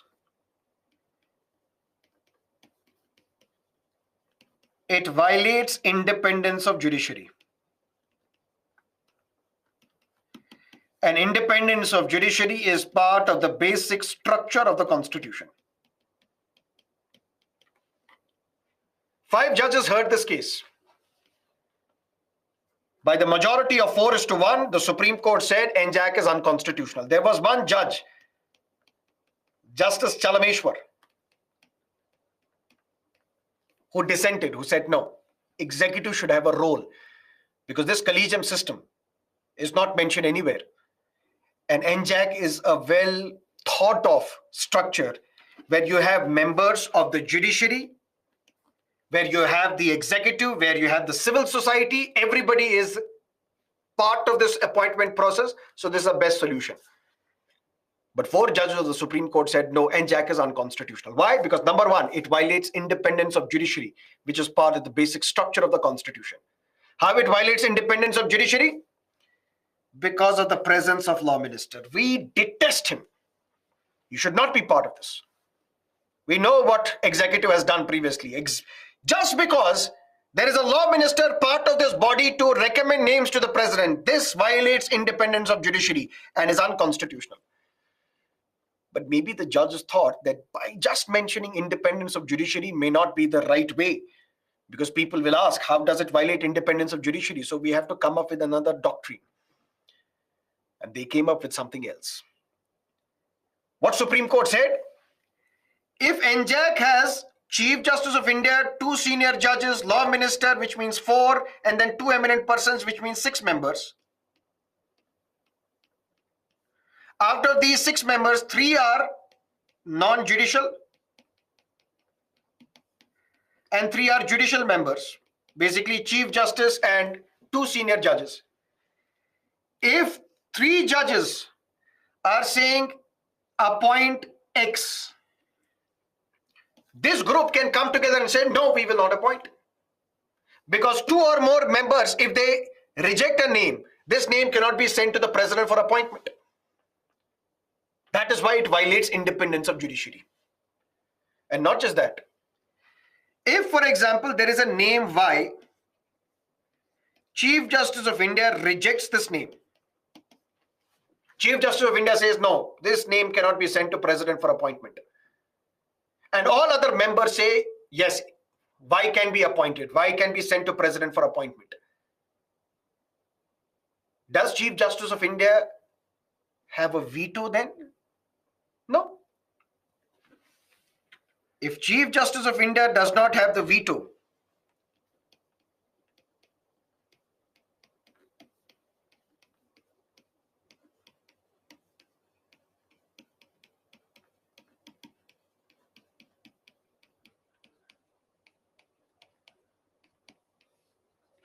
it violates, and another basic structure was invented. Another item in the basic structure doctrine was invented. Primacy of Chief Justice of India in judicial appointments. It's also part of the basic structure of Indian Constitution. Primacy, basically the veto of Chief Justice of India, is getting violated. Since in all this, Chief Justice does not have the veto, which means Chief Justice does not have primacy in these discussions in NJAC, it violates another independence. It violates another basic structure. Primacy of Chief Justice and judicial appointments. On these 2 reasons, NJAC is unconstitutional. But it was in this judgment that Supreme Court accepted that our collegium system may not be perfect. Nobody is perfect. We aren't perfect either. We would need your help, dear people of India. We need your help. Give us your suggestions. How can we make our collegium system better? Please send in your recommendations. Recommendations were sent. Lots of recommendations were sent, and came a point where Supreme Court said, stop sending further recommendations. We have got enough recommendations already. We are working on them. And since 2015, they're still working on them. And that is what Arun Jaitley, the late Arun Jaitley, previously said. It's the tyranny of unelected over the elected. And that is how the vice president is criticizing the judiciary. That's how the law minister is criticizing NJAC. NJAC is unconstitutional. When NJAC is unconstitutional, that means collegium system revives. And now India is the only country in the world where judges are appointed by themselves. Any questions?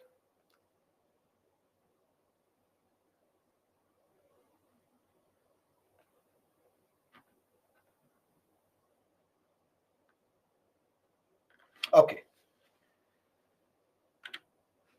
Now, does NJAC really violate independence of judiciary? That's the key question that we will have to understand. Why, in fact, this question was also asked in the mains examination. Critically analyze the NJAC judgment. The point is, according to Dr. B.R. Ambedkar, the most important office under the Constitution of India is the office of CAG, Comptroller and the Auditor General. Basically, the money which is given to the government to spend, somebody has to audit whether this money was spent correctly or not, whether this money was spent for the intended purpose or not, because the money was spent for constructing a road and the minister is constructing a road in his own house. Somebody has to audit that. And for that, Dr. Ambedkar said the most important office is that of the CAG. And the second most important office is the office of the judge of the Supreme Court and High Courts. But even if this office is very important, Constitution said, Constituent Assembly said, we have to give them independence in their functioning. But when we give them independence, we can't give them independence that they will appoint their own members. Because we have to introduce checks and balances. And how this check and balance was to be put in place? Dr. Ambedkar said, we will impose a check and balance on the judiciary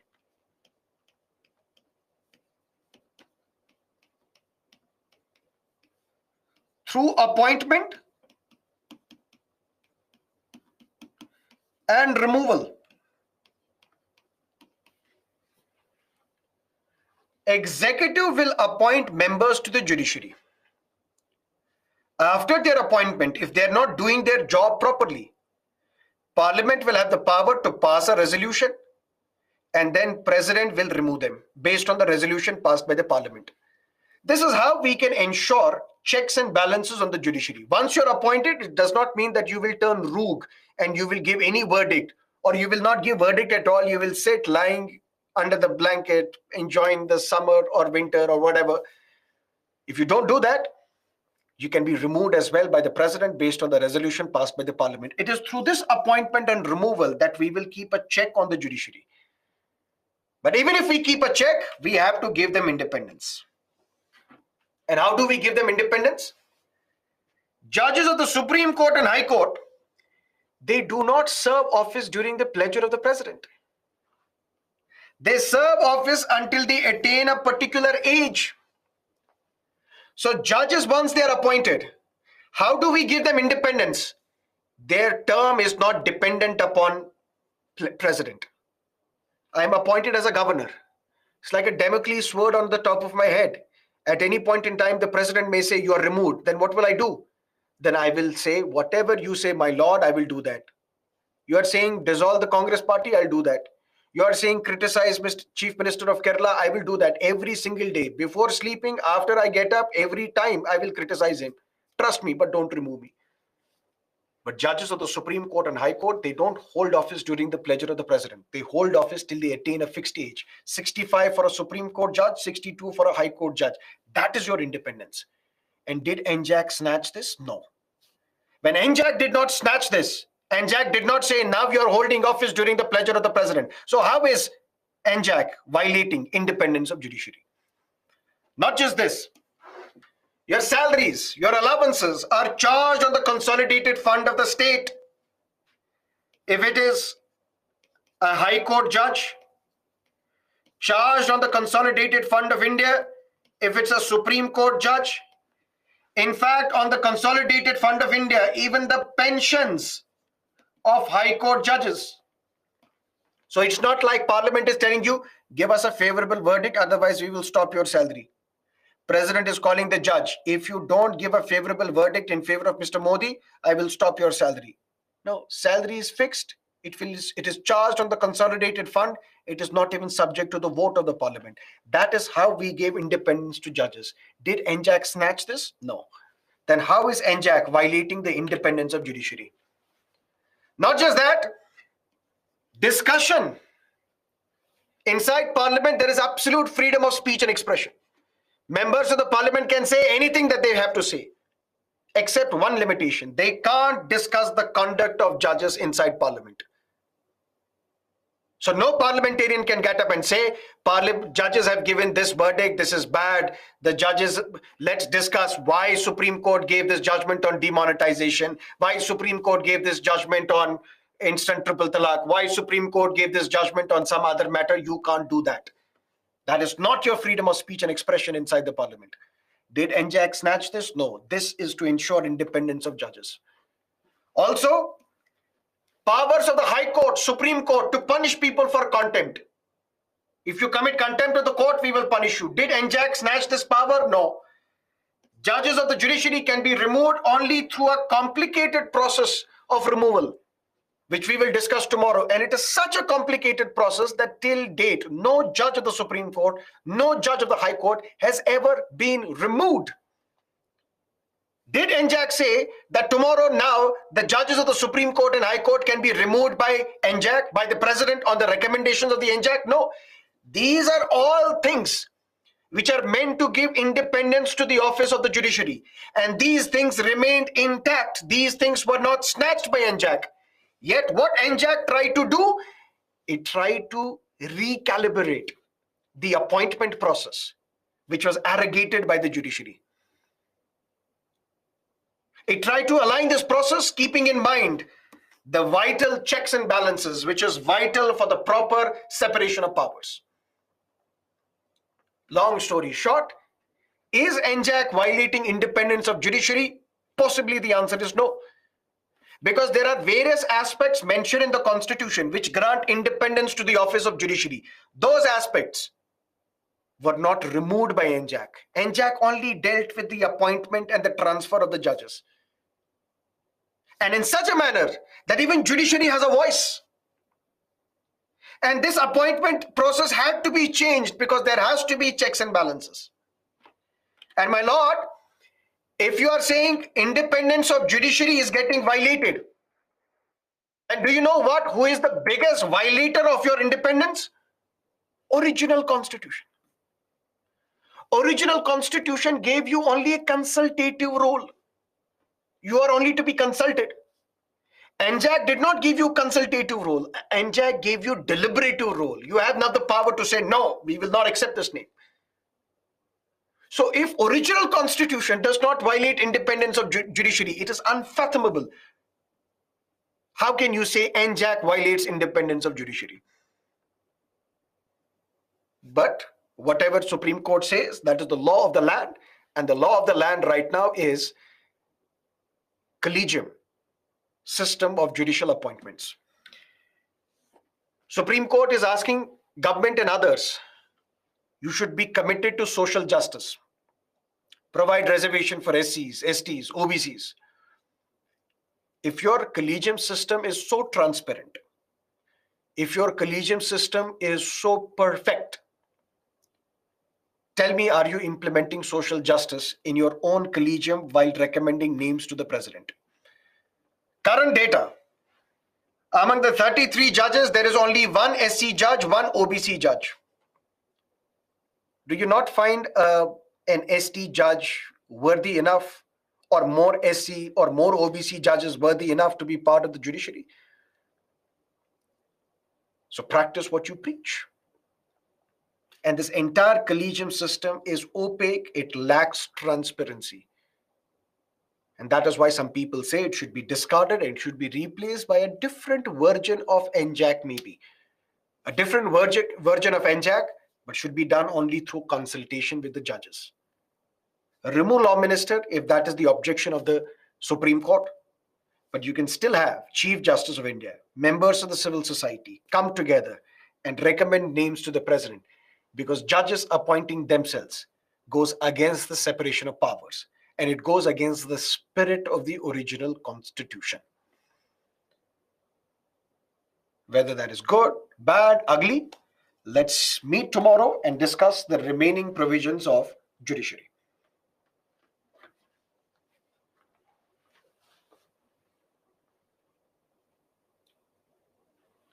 Sir, judges of High Court are appointed on the recommendations of the Chief Justice of that concerned High Court, right? No. Judges of the... See, there is a different principle altogether. Now, we need to appoint a judge to the High Court. Clear? In High Court, there will be a Chief Justice. Chief Justice will sit with his senior colleagues and will come up with names and give names to the Central Collegium, to the Collegium of the Chief Justice of India and two senior judges of the Supreme Court. Then they will take a call on these recommendations. And whatever they decide, they will recommend to the president. Clear?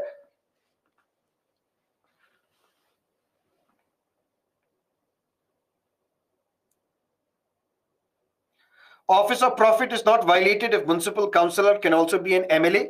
No, because it comes under the exemption list. Parliament has amended this.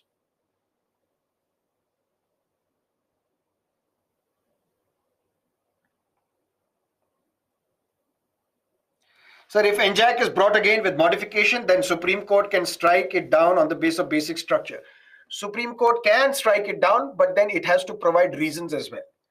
If in the previous judgment they cited that law minister should not be present. Now, if you have removed law minister, then they have to accept this, or they have to come up with a different reason altogether.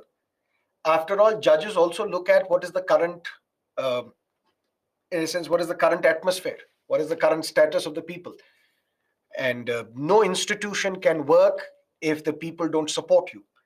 So if the judiciary feels that people will be against it if they try to do this, because people will get a sense that judiciary is saving its own house, then ultimately they will lose the credibility. And no institution would want its credibility to be lost. That is why perhaps it may accept it. Mithun, what's your question? What is the tenure of the judges of the Supreme Court? CJI has till 65. All judges of the Supreme Court remain in office till the age of 65. All judges of the High Court, including the Chief Justice, remains in office till the age of 62. What is the civil society? You, me, intelligentsia, writers, activists, columnists, actors, civil society. Those who are neither part of military nor those are part of the bureaucracy of the government, they're part of the wider society. Lakshmi, what's your question?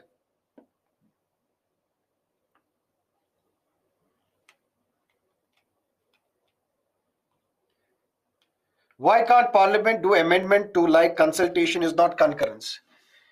The Supreme Court will strike it down saying no, it is concurrence.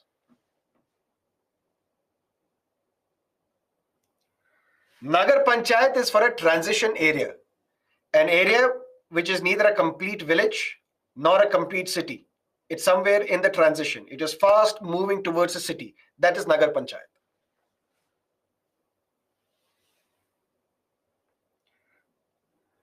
Is collegium an example of judicial overreach? That we will discuss tomorrow. So tomorrow we'll discuss what is the current status of collegium system. In a sense, something unprecedented has happened. The government is now blocking the names recommended by the collegium. How is that possible? What is the current status of this case in the Supreme Court? That then we will discuss the removal process, how the judges are removed. Then we will discuss what are the reforms required in the Supreme Court structure. Then we will discuss some of the powers of the Supreme Court, original jurisdiction, advisory jurisdiction, appellate jurisdiction, so on and so forth. Then we will discuss public interest litigation. We'll discuss judicial activism, judicial adventurism, judicial review, judicial restraint, judicial evasion. Then we will discuss why are the cases pending. And then Thursday also in the first half, we will further have a discussion on judiciary. And Thursday, second half, we will discuss elections.